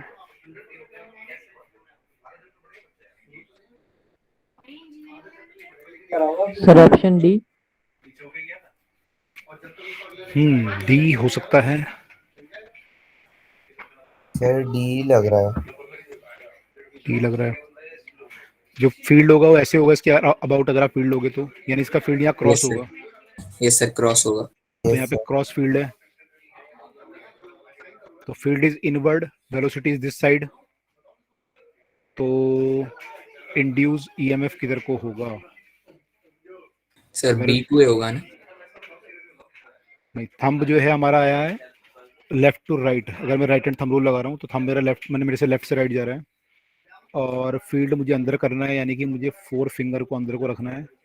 तो मेरा जो मिडिल वाला फिंगर है वो ऊपर को आ रहा है, ऊपर को आ रहा है आपको भी? Yes yes sir. सर। ऊपर को आ रहा है, तो थंब मेरा इधर को है मान लो, और 4 फिंगर को मैं अंदर कर रहा हूँ, तो जो सेंटर वाला फिंगर है वो ऊपर को आ रहा है इससे। तो यानी कि करंट की जो डायरेक्शन है इंड्यूस करंट की, वो ऊपर को होगी। Yes sir. Yes sir. तो अगर इंड्यूस करंट की डायरेक्शन ऊपर को है तो क्या बोलेंगे, हायर पोटेंशियल पे किसको बोलेंगे? कौन रहा होगा हायर पोटेंशियल पे? Sir and A. करंट अगर ऊपर चला जाएगा तो हायर पोटेंशियल पे ए आ जाएगा ना फिर। Yes yes sir. सर। ठीक है, ये इंड्यूस ईएमएफ है। इंड्यूस ईएमएफ मतलब कि पहले तो कोई ईएमएफ था नहीं, जब करंट फ्लो हुआ तो करंट फ्लो होने के कारण पॉजिटिव चार्ज यहाँ पे इकट्ठा हो जाएगा इस एंड पे, और नेगेटिव चार्ज यहाँ पे इकट्ठा हो जाएगा। तो अब ये एक ईएमएफ इंड्यूस कर देगा। तो हायर पे कौन होगा, ए या बी? सर ए। सर ए। ए होगा, सर है ए। ना? अच्छा, जब ये करंट ऊपर आ रहा था, कब तक ऊपर आता रहेगा ये करंट?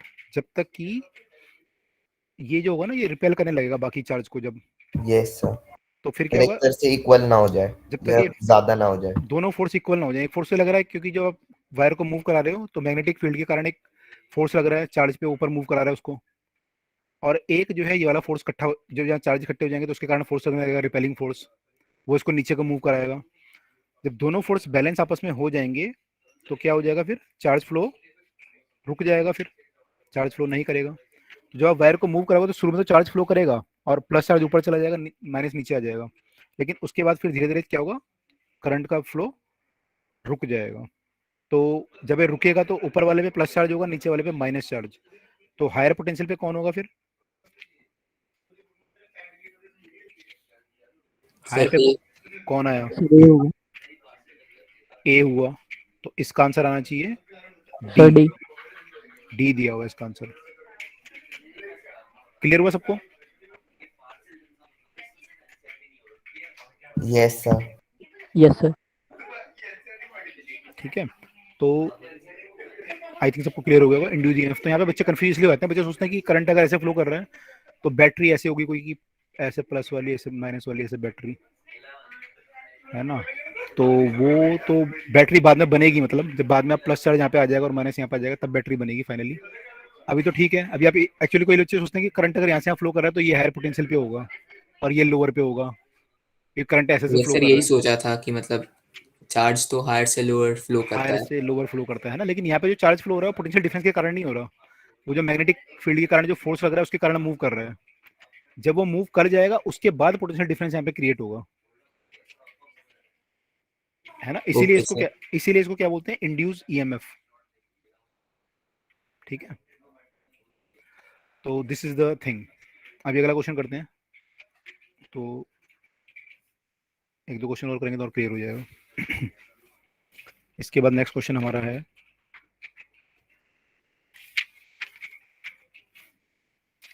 ये वाला।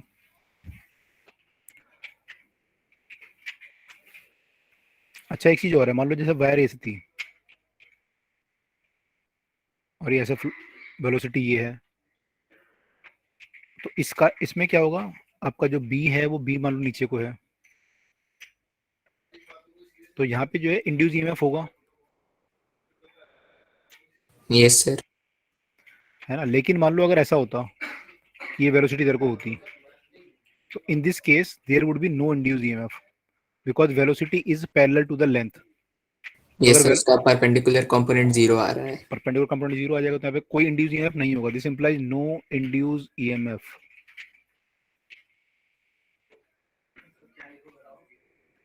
सिमिलरली अगर मान लो ये हो जाता कि ये ऐसा है और वेल फील्ड अंदर को है और वेलोसिटी भी अंदर को है, फील्ड भी अंदर को वेलोसिटी भी अंदर को, तो क्या होगा, बी पैरेलल टू वी हो गया। तो in this case also there is no no induce induce EMF, no induce EMF. तो इस केस में भी कोई ईएमएफ इंड्यूस नहीं होगा। या मान लो ये केस हो गया कि ये लेंथ है और ये फील्ड है, मैग्नेटिक फील्ड। तो in this case length is parallel to the B, तो in this case also no induce EMF. तो अगर ऐसे केस आ गए कि ये पैरेलल आपस में कोई पैरेलल हो गया ना, तो ये फिर होगा नहीं आपका इंड्यूस ईएमएफ। ठीक है। अब बच्चे बोलते हैं कि वैसे पैरेलल ना हो, परपेंडिकुलर भी ना हो, ऐसे हो, तो फिर उसकी कंपोनेंट ले लो। मान लो ये वेलोसिटी है, सर इसका उसका कंपोनेंट, केवल परपेंडिकुलर कंपोनेंट कंसिडर करेंगे। बिल्कुल इसका जो ये वाला कंपोनेंट होगा ये ले लेंगे हम, जो भी आएगा वी कॉस, मान लो थीटा है तो वी कॉस थीटा आएगा, तो हम ये वाला कंपोनेंट ले लेंगे। तो इसके कारण इंड्यूस ईएमएफ होगा। जो ये वाला कंपोनेंट बनेगा इसके कारण इंड्यूस ईएमएफ नहीं होगा। तो इसके कारण कोई इंड्यूस ईएमएफ नहीं होगा, इसके कारण होगा। तो जब ऐसा केस आएगा तो हम उसके कंपोनेंट लेंगे। तो ये अभी ज़्यादा डिस्कस आपका नहीं है 10th क्लास में, हायर क्लास में डिस्कस करेंगे। लेकिन ये सब आपको पता होना चाहिए कि अगर ऐसा कोई केस आता है पैरेलल वाले, तो in all this cases there is no induce EMF, right? Yes sir. Okay. अगले क्वेश्चन एक्चुअली यही पूछा था, तो मैं लिख देता हूँ। ऐसे तो आप बता ही दोगे अब तो। ये सब मैंने नोट कर लिया। Yes sir. ओके। इस केस में ये दिया हुआ था, ये दो मैग्नेट हैं,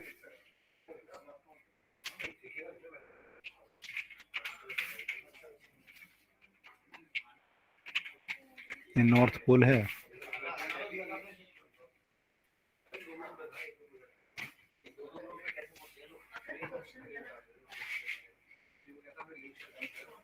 और ये साउथ पोल है, और यहाँ पे वायर रखी हुई है बीच में से।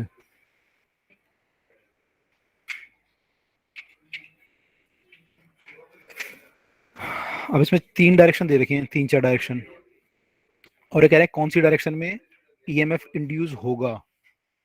तो एक डायरेक्शन दे रखी है ये वाली क्यू, तो इंड्यूस ईएमएफ होगा। ये वेलोसिटी की डायरेक्शन है।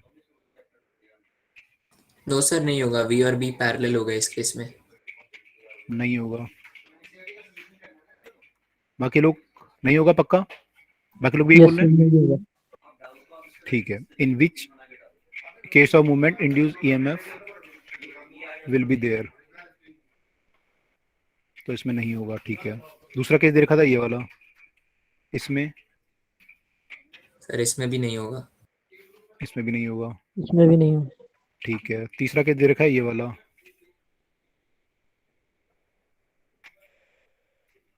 इसमें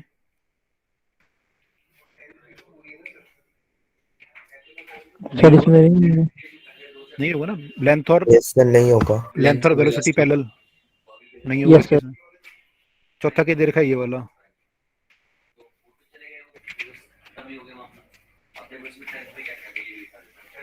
इसमें हो सकता है। यस सर, इसमें सब परपेंडिकुलर है। हो सकता है फील्ड इधर को है, लेंथ इधर को है, बिल्कुल। और वेलोसिटी इधर को है, परपेंडिकुलर है। तो इस केस में हो सकता है। तो आंसर विल बी एम, जो भी ऑप्शन है वो आंसर होगा। डी आंसर दे रखा है यहाँ पे। ठीक है। Yes sir. क्लियर हुआ ये? यस। ठीक है। तो ये जब हम वो पढ़ेंगे ना, क्या नाम बोलते हैं आपका, जनरेटर, तो जनरेटर में ऐसी होगा, जब आपका ऊपर को मूव करेगा या नीचे को मूव करेगा, रॉड बीच में रखा होगा, तो तब आपका इंड्यूस ईएमएफ होगा, है ना। मान लो रॉड ऐसे रखा हुआ है, वहाँ पे तो लूप होता है पूरा, तो जब ये रॉड ऊपर को मूव करेगा या ये वाला रॉड नीचे को मूव कर रहा होगा, तो इन दोनों में इंड्यूस ईएमएफ होगा। लेकिन क्या इसमें होगा इंड्यूस ईएमएफ? No sir. क्यों? इसमें क्यों नहीं होगा, इस वायर में?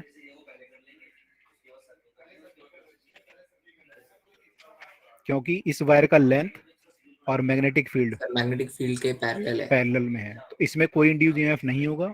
सिमिलरली इस वाले में भी ये एंटी पैरेलल है, तो इस वाले में भी कोई यस सर।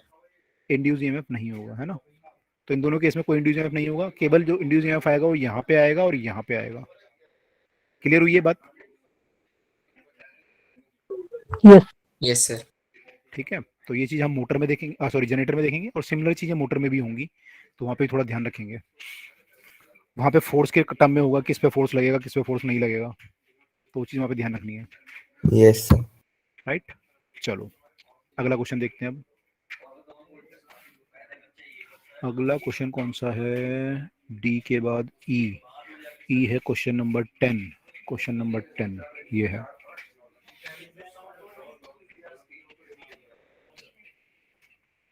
ये जो है ना, एक कंडक्टिंग लूप दे रखा है, स्क्वायर कंडक्टिंग लूप एल दे रखा है, और इसका रेसिस्टेंस आर है।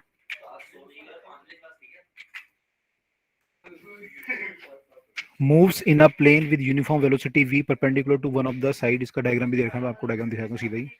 ये दे रखा डायग्राम, ऐसे मूव कर रही है perpendicular to one of its side. Magnetic field is constant in time and space and pointing perpendicular and inside to it.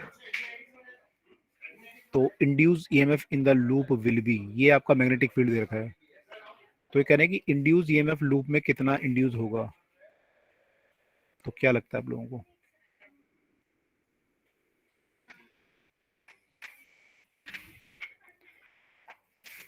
Induce EMF will B, induced current बोला इनसे, induce current in the loop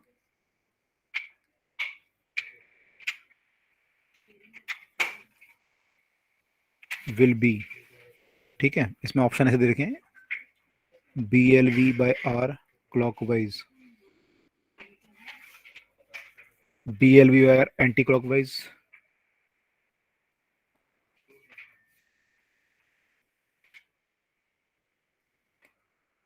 to BLV by R anti-clockwise, या फिर अच्छा ना, आपको induce EMF की value नहीं बताई ना, वैल्यू बताई मैंने आपको कितनी होगी।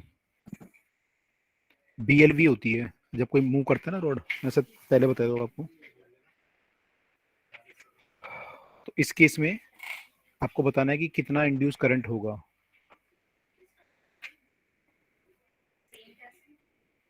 तो पहले तो ये बताओ कि इंड्यूस किस किस में होगा, इसमें से ABCD में किस किस रॉड में इंड्यूस हो सकता है ईएमएफ? सर AD और BC में होगा।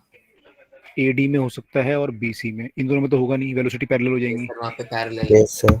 ठीक है, AD में हो सकता है, तो AD में अगर होगा तो कौन सा हायर पोटेंशियल पे, कौन सा लोअर पोटेंशियल पे जाएगा?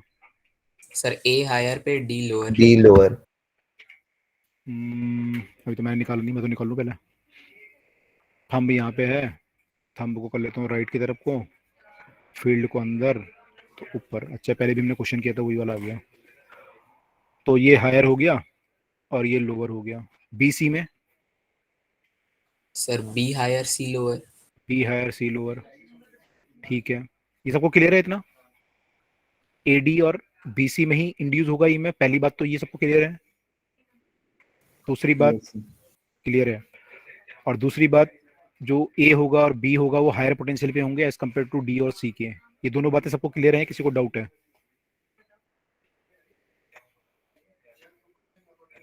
क्लियर है सबको? Yes sir. ठीक है, तो फिर करंट कितना आना चाहिए? ये एक ऐसा केस बन गया, ऐसा केस बन गया। Yes sir. ठीक है, और दोनों बैटरी का ईएमएफ बराबर होगा क्योंकि दोनों कंडीशन सिमिलर है बिल्कुल। Yes sir. तो ये दोनों ईएमएफ सेम हो गया, तो करंट फ्लो करेगा इस बैटरी में, इस सर्किट में? No sir sir. नहीं करेगा, ये हो सर जीरो हो जाएगा। जाएगा। जीरो हो जाएगा क्योंकि दोनों सेम उस पे हो गए ना, यस वोल्टेज सर। सेम हो गई, अपोजिट डायरेक्शन में लगा दी अपनी बैटरी, यस। तो answer will be zero, current will flow. Clear हुआ सबको? Yes sir. ईएमएफ की वैल्यू यहाँ पे BLV आएगी, BLV, ठीक है, ये फॉर्मूला होता है, तो यहाँ पे BLV आएगी। तो ये सबको क्लियर है। तो एक तरीका हुआ, इसको एक और तरीके से सोचते हैं जो मैंने आपको पहले बताया था। इससे क्लियर हुआ जो हमने अभी सोचा, ये क्लियर है, सबको कोई डाउट तो नहीं है ना? No sir, no doubt. No doubt. अच्छा, दूसरा तरीका हमने लास्ट क्लास में हम कर रहे थे जब इंड्यूस ईएमएफ की बात कर रहे थे। तो लास्ट क्लास में हम लोग देख रहे थे कि जब भी फ्लक्स चेंज होता है तो तब जाके ईएमएफ वो इंड्यूस करता है और करंट वगैरह इंड्यूस करता है ना? तो यहाँ पे ये बताओ कि इस लूप से फ्लक्स बढ़ रहा है, घट रहा है या कांस्टेंट है जब ये लूप मूव कर रहा है? तो sir no change in flux है। कांस्टेंट है बिल्कुल। कांस्टेंट है क्योंकि फ्लक्स तो हर जगह सेम है, मैग्नेटिक यस फील्ड हर सर। जगह सेम है। तो यस जितना सर। फ्लक्स लाइनें यहाँ से कार पास कर रही होंगी, थोड़ा आगे जाएगा तो वहां से भी उतनी पास करेंगी, यस है सर। ना? तो फील्ड लाइनें बराबर यस ही सर। पास कर रही हैं, चाहे यहाँ से हो या थोड़ा आगे से। तो फील्ड लाइनें अगर बराबर हैं तो फ्लक्स चेंज हुआ ही नहीं, और अगर फ्लक्स चेंज नहीं हुआ तो फिर उसको चाहिए ही नहीं इंड्यूस करंट, इंड्यूस ईएमएफ चाहिए नहीं उसको, तो इंड्यूस ही नहीं करेगा कुछ। तो यू कैन से कि इंड्यूस ईएमएफ इज जीरो। तो वहां से भी आप सोच सकते थे। क्लियर? Yes sir. अब यहाँ पे आपका क्वेश्चन आएगा कि अगर ये लूप आधा अंदर होता आधा बाहर होता तो क्या होता, ऐसा कुछ क्वेश्चन बन सकता है। फील्ड से आधा अंदर होता, है ना? अगला क्वेश्चन मैं उस पर आ रहा हूँ अब, अगर किसी के दिमाग में आ रहा है तो अगला क्वेश्चन मतलब यही। फील्ड से परपेंडिकुलर। नहीं, मैंने यहाँ पे होता अगर कोने में ऐसे, तो क्या होता? ठीक है, तो अगले क्वेश्चन पे वही आ रहे हैं हम।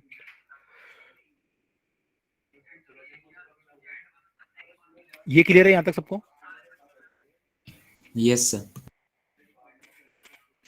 ओके, अगला क्वेश्चन ये है कि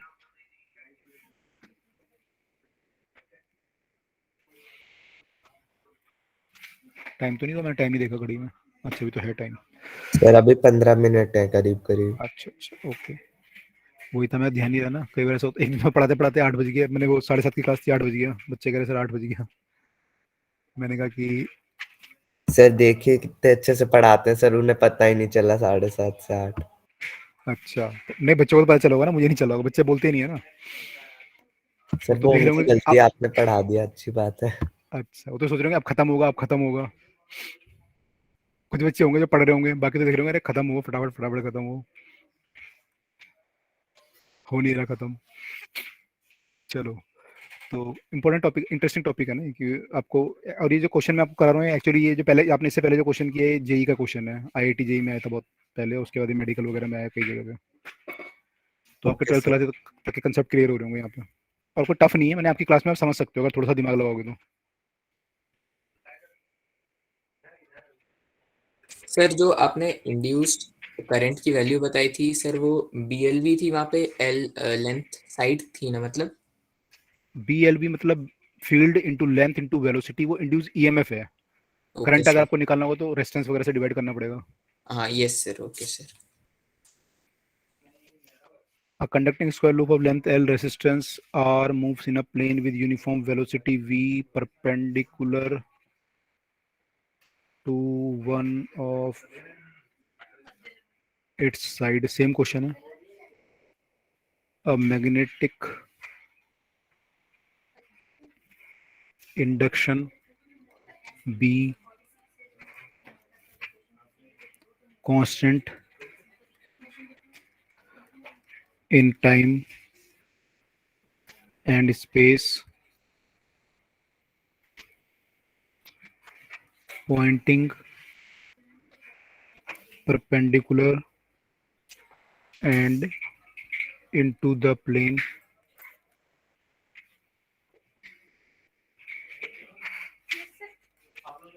at the loop exist everywhere with half of the loop outside the field as shown.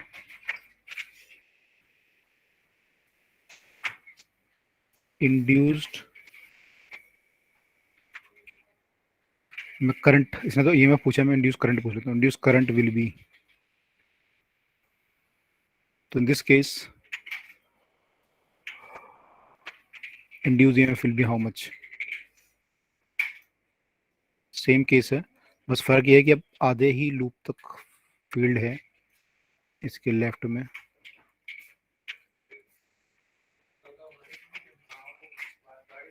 और ये लूप ऐसे बाहर आ रहा है।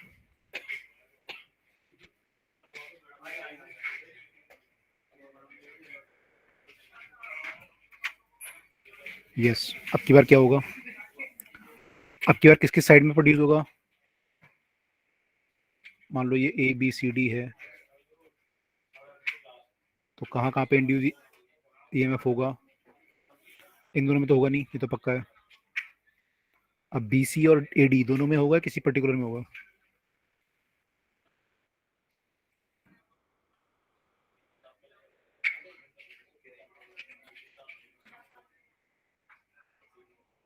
आवाज आ रही है आप लोगों को? Yes sir. Sir A B और सी डी में भी तो होना चाहिए। ए बी और सी डी में क्यों होगा? ये तो पैरेलल है ना वेलोसिटी इनकी, सर इनकी हाँ वेलोसिटी तो yes sir, yes sir, field से पैरेलल वो हो गई, सॉरी लेंथ से पैरेलल हो गई, तो यस इनमें सर। तो हो ही नहीं सर मैं ये सकता। सोच रहा था कि मतलब ये तो फील्ड से बाहर आ रही हैं, तो इसमें फिर डाउनवर्ड फील्ड लाइंस प्रोड्यूस होनी चाहिए। नहीं, लेकिन ये एक वो है ना, मैंने इसका एरिया तो जीरो ही है ना, अपना कोई एरिया थोड़ी होता है इसका, जो ये यस सर, वायर का कोई एरिया थोड़ी, तो उससे फील्ड आप थोड़ी बोल सकते हो फ्लक्स उससे बढ़ रहा है घट रहा है, ऐसा नहीं बोल सकते ना, क्योंकि ये तो एक यस पॉइंट, सर, एक को मान सकता हूँ लाइन का तो एरिया जीरो होता है। तो इन दोनों में तो नहीं होगा, ये कहीं आप कह सकते हैं कि वेलोसिटी और लेंथ यहाँ पे पैरेलल हैं, तो यहाँ पे कोई फील्ड प्रोड्यूस, सॉरी कोई ईएमएफ नहीं प्रोड्यूस होगा। नहीं होगा। अब बचा एडी और बीसी। एडी में होगा, यस सर। एडी में होगा। यस सर, हायर पोटेंशियल पे कौन होगा? ए, यस सर। यस ए। सर, ए। ठीक है, ए हायर पे, बी लोअर पे। बीसी में होगा, बीसी में फील्ड है कोई? नो सर, वहाँ पे तो नो कांस्टेंट सर। जीरो। हाँ सर। तो जब कोई मैग्नेटिक फील्ड में है ही नहीं, तो फिर मूव कराते रहो आप, उसमें कोई इंड्यूस ईएमएफ होगा? No sir. सर नहीं होगा, तो नो उसमें सर। कोई इंड्यूस ईएमएफ नहीं होगा। तो केवल इंड्यूस ईएमएफ कहाँ होगा? यहाँ पे होगा। यस इस सर। यस इस सर, इस बार ये वाला केस बन गया, तो yes current sir, current flow होगा नहीं होगा? यस होगा सर। सर। होगा। सर होगा। करंट फ्लो होगा, क्लॉकवाइज होगा। Yes sir. Yes yes sir. Clockwise. Value कितनी आएगी? Sir B L V by R. Sir B B L L B B by by. R जो है पूरे लूप का रेजिस्टेंस है। अगर एक वायर का यस आर सर, होता तो हम 4R लेते, लेकिन इसने बोला लूप का रेजिस्टेंस आर है ना, loop of side yes length sir, L and resistance R, तो B L yes sir V पूरे का आर दे रखा है। बाय आर, ये करंट होगा और ये क्लॉकवाइज होगा। क्लियर हुआ ये? Yes sir. सर एक सेकंड इसी यस स्लाइड पे सर। रख दीजिएगा सर, नोट कर रहे हैं। हाँ, मैं इस पर रुका हूँ, अभी दूसरे तरीके से सोचेंगे, जो आपने लास्ट टाइम पे पढ़ा था उस तरीके से भी सोचो।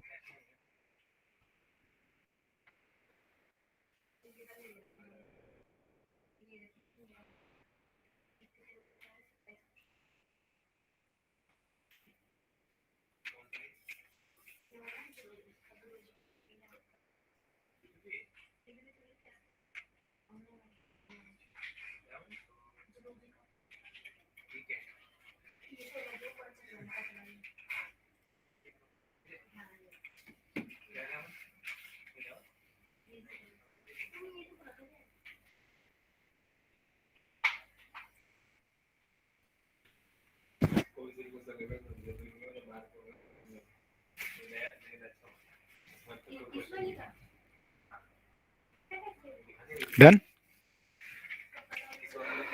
बाकी लोग लास्ट तरीके से सोचो, जो लास्ट हमने तरीका पढ़ा था उसमें सोचो कि इसमें क्या हो रहा है, फ्लक्स उससे सोचो, घट रहा है बढ़ रहा है, तो क्लॉक में करंट क्लॉकवाइज होना चाहिए, एंटी क्लॉकवाइज निकाल सकते हो क्या उससे, जो हमने लास्ट टाइम सोचा था, इंड्यूस ईएमएफ वाला जो कॉन्सेप्ट पढ़ा था? यस सर, उससे तो करंट क्लॉकवाइज आ रहा है। उससे भी क्लॉकवाइज आ रहा होगा, है ना? Yes sir. सर क्योंकि यहाँ पे फील्ड लाइंस नीचे जाने वाली कम हो रही हैं, तो नीचे प्रोड्यूस करेगा।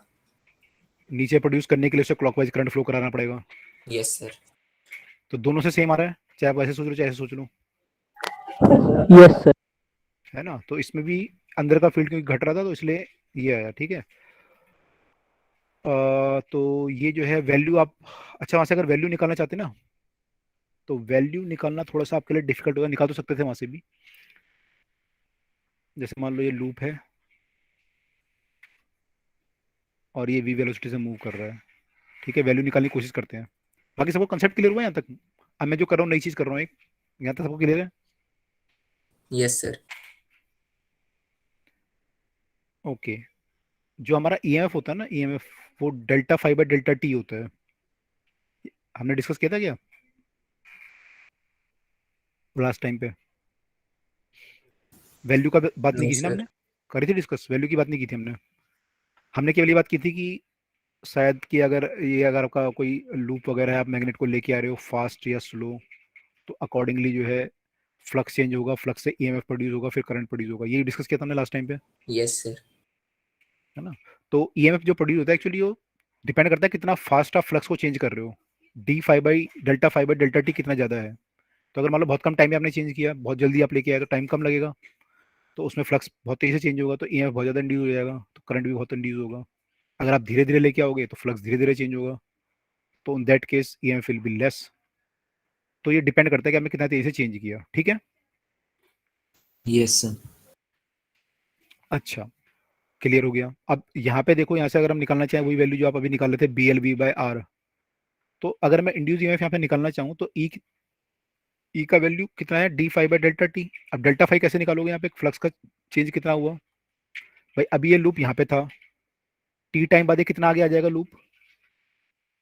वेलोसिटी वी है इसकी, तो कितना आगे आ जाएगा? Sir sir VT. VT. We T आगे ऐसे आ जाएगा ना, वी टी आगे आ जाएगा लूप। Yes sir. तो पहले मान लो इसे फ्लक्स पास कर रहा था, पहले फ्लक्स मान लो इसे पास कर रहा था बी इंटू जो इसका एरिया इसके इनसाइड था, एरिया मान लो इसका था एल, ये वाली लेंथ एल थी, और एल बाई टू ये था ना पहले, ये yes five sir. One. Yes sir. Five two को क्या लिखूंगा मैं यहाँ पे, क्या लिखूं? सर एल इंटू एल क्यों किया है वहाँ पे? एल बाई टू, सॉरी, आधे में था ना फ्लक्स, आधे तक था यहाँ तक, यस सर। तो ये area L into L by to हो जाएगा, इतना एरिया, ठीक है? अब सेकंड केस में क्या लिखूंगा यहाँ पे? Sir L into L minus sir ये लिखूं? Minus VT. Minus VT. Yes sir. ये लिखना चाहिए मुझे अगली बार। Yes sir. Yes sir. Everyone agree, से एग्री करते हैं सब लोग? Yes sir. ठीक है। अब जो ये होगा ईएमएफ वो कितना होना चाहिए, delta five by delta T, ठीक है? तो delta five by yes delta sir. T जब करेंगे हम, तो डेल्टा फाइव मतलब five two minus five one करेंगे yes by sir. B delta L T. B T. तो बी एल तो कॉमन ही ले लेता हूँ मैं दोनों में से, तो ये आ जाएगा L by two minus V T minus L by two, ये आएगा अंदर yes sir. Sir upon D plus VT. Plus क्या? Sir plus VT. Plus V T, okay, ये प्लस होगा, ठीक है। तो नहीं, ये प्लस नहीं था, माइनस था ना, ये L by two minus V T था यस ना ये? Sir, L by two minus VT है वो तो। मैंने फाइव टू लिखा ना, फाइव टू का वैल्यू लिखा है मैंने यहाँ पे, तो फाइव टू का वैल्यू तो L by two minus V T आएगा ना, ओ यस सर। ठीक है? अब अपॉन में डेल्टा टी, मैंने यहाँ पे एक्चुअली यहाँ डेल्टा टी लिया है, यहाँ पे भी फिर डेल्टा टी ले लेते हैं, नहीं तो कन्फ्यूजन हो जाएगा, कटेगा नहीं फिर बाद में, इसको भी डेल्टा टी मान लेते हैं, तो ये भी डेल्टा टी हो जाएगा, ठीक है? तो डेल्टा टी, ये भी डेल्टा टी हो गया, और इसको काटोगे तो ये तो कट जाएगा, माइनस बी डेल्टा टी बचा, तो क्या बचा, B minus L B L V. V delta T, B L V delta T divide by delta T, तो ये कट गया। यस सर, ये वही वाली। कितना आया, minus B minus L B V L आया। वी।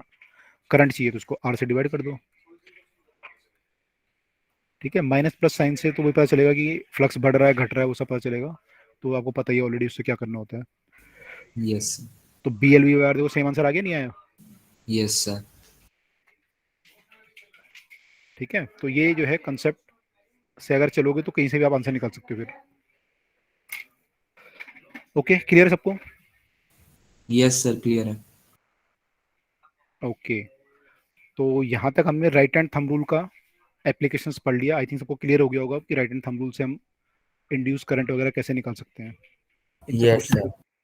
क्लियर होगा अब, है ना। आज हमने जो पढ़ा बेसिकली एसी और डीसी में क्या डिफरेंस होता है, उसके अलावा एडवांटेज क्या होती है इसकी एसी की डीसी के मुकाबले, डिसएडवांटेज क्या होती हैं। आप लोगों को ध्यान होगा जो लोग अगर हिस्ट्री वगैरह देखते होंगे तो निकोलस टेस्ला और थॉमस एडिसन के बीच में काफी लड़ाई चली थी इसके बारे में, एसी और डीसी के बारे में, यस सर। है ना। तो और वो जीत गए थे, फिर बाद में जब टेस्ला मर गए थे सर, तब जाके मिली थी सर उनमें एसी की असली। हाँ, तो एक्चुअली क्या था ना, थॉमस एडिसन, आप अगर एक मैं सीरीज देख रहा था तो that was about the America something, people who made the America, तो उसमें काफी डिटेल में दिखाया गया इसको। तो Tesla was in the lab of Thomas Edison earlier, तो उनकी लैब में ही काम करते थे वो, लेकिन बाद में उनको लगा यस कि एसी इज द फ्यूचर, तो उन्होंने फिर बोला इसको एडिशन को कि यार एसी करना चाहिए हमें, तो उन्होंने माना नहीं उनकी बात।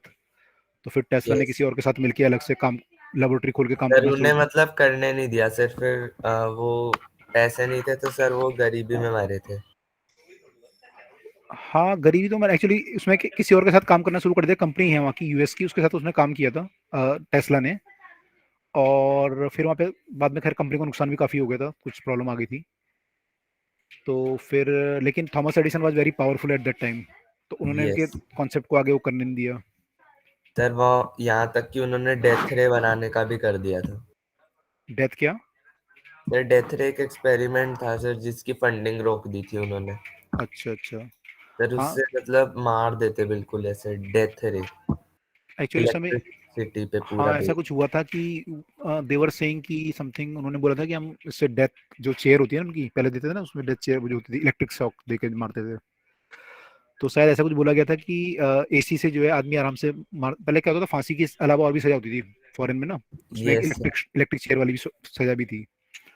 तो इलेक्ट्रिक चेयर में शायद वो लोग पहले डीसी यूज करते थे, तो शायद उसने बोला कि हम एसी यूज कर लेते हैं सर टेस्ला एक ने। टावर वाला एक्सपेरिमेंट है सर। अच्छा, आई डोंट नो, लेकिन जो मेरे को ध्यान आ रहा है वो दूसरा था, तो उसमें क्या था, उन्होंने कहा हम चेयर यूज ये को यूज करते हैं एसी, तो उन्होंने यूज किया, लेकिन उसमें काफी जो है खराब उसके वो आए रिजल्ट, और मीडिया ने काफी उनकी फिर बदनामी भी हो गई थी एक तरह से, तो काफी नेगेटिव चला गया था वो। तो काफी चीजें होती रहती हैं मतलब। तो that was about the AC DC की लड़ाई। आपका टावर वाला एक्सपेरिमेंट क्या बता रहे हो आप, क्या था वो? सर भेज रहा हूँ। ओके। तो जो मेरे को ध्यान आया वो ये था, तो उसमें इन्होंने एसी यूज किया था, तो एसी में कैदी था कोई बहुत क्रिमिनल था, बहुत खतरनाक, उसको उन्होंने इलेक्ट्रिक शॉक देके मारना था, तो उसमें फिर मीडिया को बुलाया उन्होंने कि देखो एसी से इसको दर्द नहीं होगा तो एकदम से मर जाएगा फटाफट से, लेकिन काफी ज्यादा उसकी मैंने खराब डेथ हुई थी, तो उसमें फिर नेगेटिव वो आ गया था मीडिया से कमेंट। सर तो दैट लिंक वाज भेजा है सर, वैसी थी sir machine. Okay, that was a fight about AC and DC, let us check the link, क्या लिंक भेजा आपने?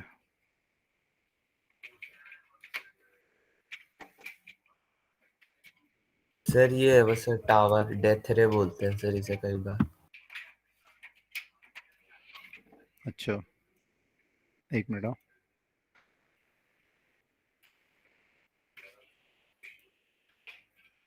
अच्छा, आई डोंट नो, इसके मेरे को बारे में आइडिया नहीं है क्या चीज़ था ये। तो यस सर, सर इसकी भी फंडिंग रोक दी थी उन्होंने। ओके, हाँ वट एवर इट इज, तो उस समय क्या था वो काफ़ी ज़्यादा उनका वो चला था प्रॉब्लम, तो दोनों को काफ़ी नुकसान हुआ हालांकि इस लड़ाई से। Yes sir. सर वेपन था सर ये, इसलिए अच्छा, शायद रोक दी। Might be. सर अभी भी है ये कहीं पे। ओके, चलिए ठीक है, तो ये एसी और डीसी के बीच में डिफरेंस था, ठीक है। तो हम लोग डीसी पढ़ेंगे बेसिकली, 12th क्लास में आप डीसी पढ़ोगे, एसी बिल्कुल लास्ट में जाके आपको थोड़ा सा आएगा, एक चैप्टर है एसी का, वहाँ पे आप पढ़ोगे। सर अदरवाइज आप डीसी, कॉम्प्लेक्स चीजें दूर रखी हैं कॉलेज में पढ़ने के लिए। क्या चीज़ दूर रखें? सर एसी और ऐसे कॉम्प्लेक्स चीजें दूर रख रखी हैं हाँ, क्लास से, कि बच्चे ज़्यादा पास करेंगे। डिटेल में नहीं दिया, वहाँ पे थोड़ा सा दिया हुआ है, तो उसको देखेंगे वहाँ पे। यस और उसके अलावा हमने जो आज पढ़ा वो लेफ्ट हैंड फ्लेमिंग तो हमने पढ़ लिया था पहले, राइट हैंड थंब पढ़ लिया था। आज हमने राइट हैंड फ्लेमिंग रूल पढ़ा कि राइट हैंड फ्लेमिंग रूल क्या होता है और कब यूज होता है, यस सर। वो हमने देखा। सर क्वेश्चंस किए, इंड्यूस इस करेंगे वाले भी किए, कहाँ पे क्या यूज होता है, कौन डिफरेंस सा, देखे। फिर ये क्वेश्चंस किए बिल्कुल। तो आपको अब आइडिया हो गया होगा कि राइट हैंड कैसे लगाते हैं, जिन लोगों को अभी आइडिया नहीं हुआ दोबारा से एक बार क्वेश्चंस करना और डायरेक्शन वगैरह ध्यान से करना। और ये चीज़ हमने यस की है, this is very very fantastic, मतलब ये तो 12th वालों को नहीं पता होता, जो मैंने आपको बताया ये चीज़ें, कि ये दोनों कंसेप्ट से सेम आंसर आता है। Okay sir. 12th वालों को भी आइडिया नहीं होता इसका कई बार, तो मैंने ज़्यादातर बच्चों को नहीं पता होता है, 70-80% बच्चों को। कि सेम आंसर आता है। तो क्योंकि वो सेम है ना, कंसेप्ट सेम है, तो मैंने आप अगर वहाँ पे तो कंसेप्ट फ्लक्स का चेंज है, यहाँ पे भी फ्लक्स का चेंज है, तो दोनों से आंसर सेम आना चाहिए, डिफरेंस आ नहीं सकता। Yes sir. लेकिन बच्चे जब तक ये पढ़ते हैं BLV वाला, तब तक वो भूल जाते हैं d5/dt वाला, Δ5/Δt वाला, तो दोनों चीजें सर सेम है। नई चीजों के चक्कर पुरानी चीजें भूल जाते हैं। हाँ, तो आप क्योंकि उन लोगों को क्या होगा ना, उनको उस समय टाइम कम होता है, अब आप लोग तो डिटेल में पढ़ रहे हो, टाइम है आपके पास, तो आप लोग अभी अपने कंसेप्ट स्ट्रॉन्ग कर सकते हो बिल्कुल।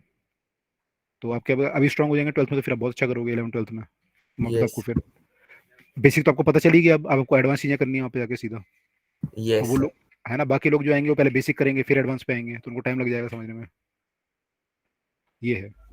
सर जेई में सर स्ट्रिंग थ्योरी भी पढ़ाते हैं? नहीं, स्ट्रिंग थ्योरी नहीं पढ़ाते जेई में। मैंने जेई में कहा जब IT चले जाओगे तब, जेई करने के लिए। सर जेई सर वो करने के तो लिए? काफी नहीं बाद में नहीं, पढ़ाते हैं। ना ना ना, स्ट्रिंग थ्योरी नहीं है। सेमीकंडक्टर तक है आपका, थोड़ा सा कम्युनिकेशन के बारे में है, बाकी सब यही है जो आपने पढ़ा अभी तक। Yes sir. ओके, तो यहाँ तक हमारा ये टॉपिक खत्म हुआ। अब अगली क्लास में हम लोग इलेक्ट्रिक मोटर जो हमारा रह गया वो देखेंगे, और जनरेटर देख लेंगे। मोटर का कंसेप्ट आपको क्लियर हो ही गया कि मोटर कैसे काम करती होगी। जब करंट फ्लो यस सर। कराओगे तो उससे फोर्स लगेगा, लेफ्ट हैंड फ्लेमिंग रूल लगेगा, यस सर। उससे वो मूव करेगा। तो बेसिक बस अब थोड़ा सा ही रह गया, उसको हम अगली क्लास में खत्म करते हैं, ठीक है। Yes sir. चलिए, तो फिर ठीक है, नेक्स्ट क्लास में मिलते हैं, टॉपिक को कंप्लीट करेंगे फिर। Okay sir, thank you sir, okay bye sir. Sir. Thank you thank you sir, sir. Bye bye sir. Sir. Good merry evening sir, Christmas thank you sir. Sir, bye. Bye, good evening all of you.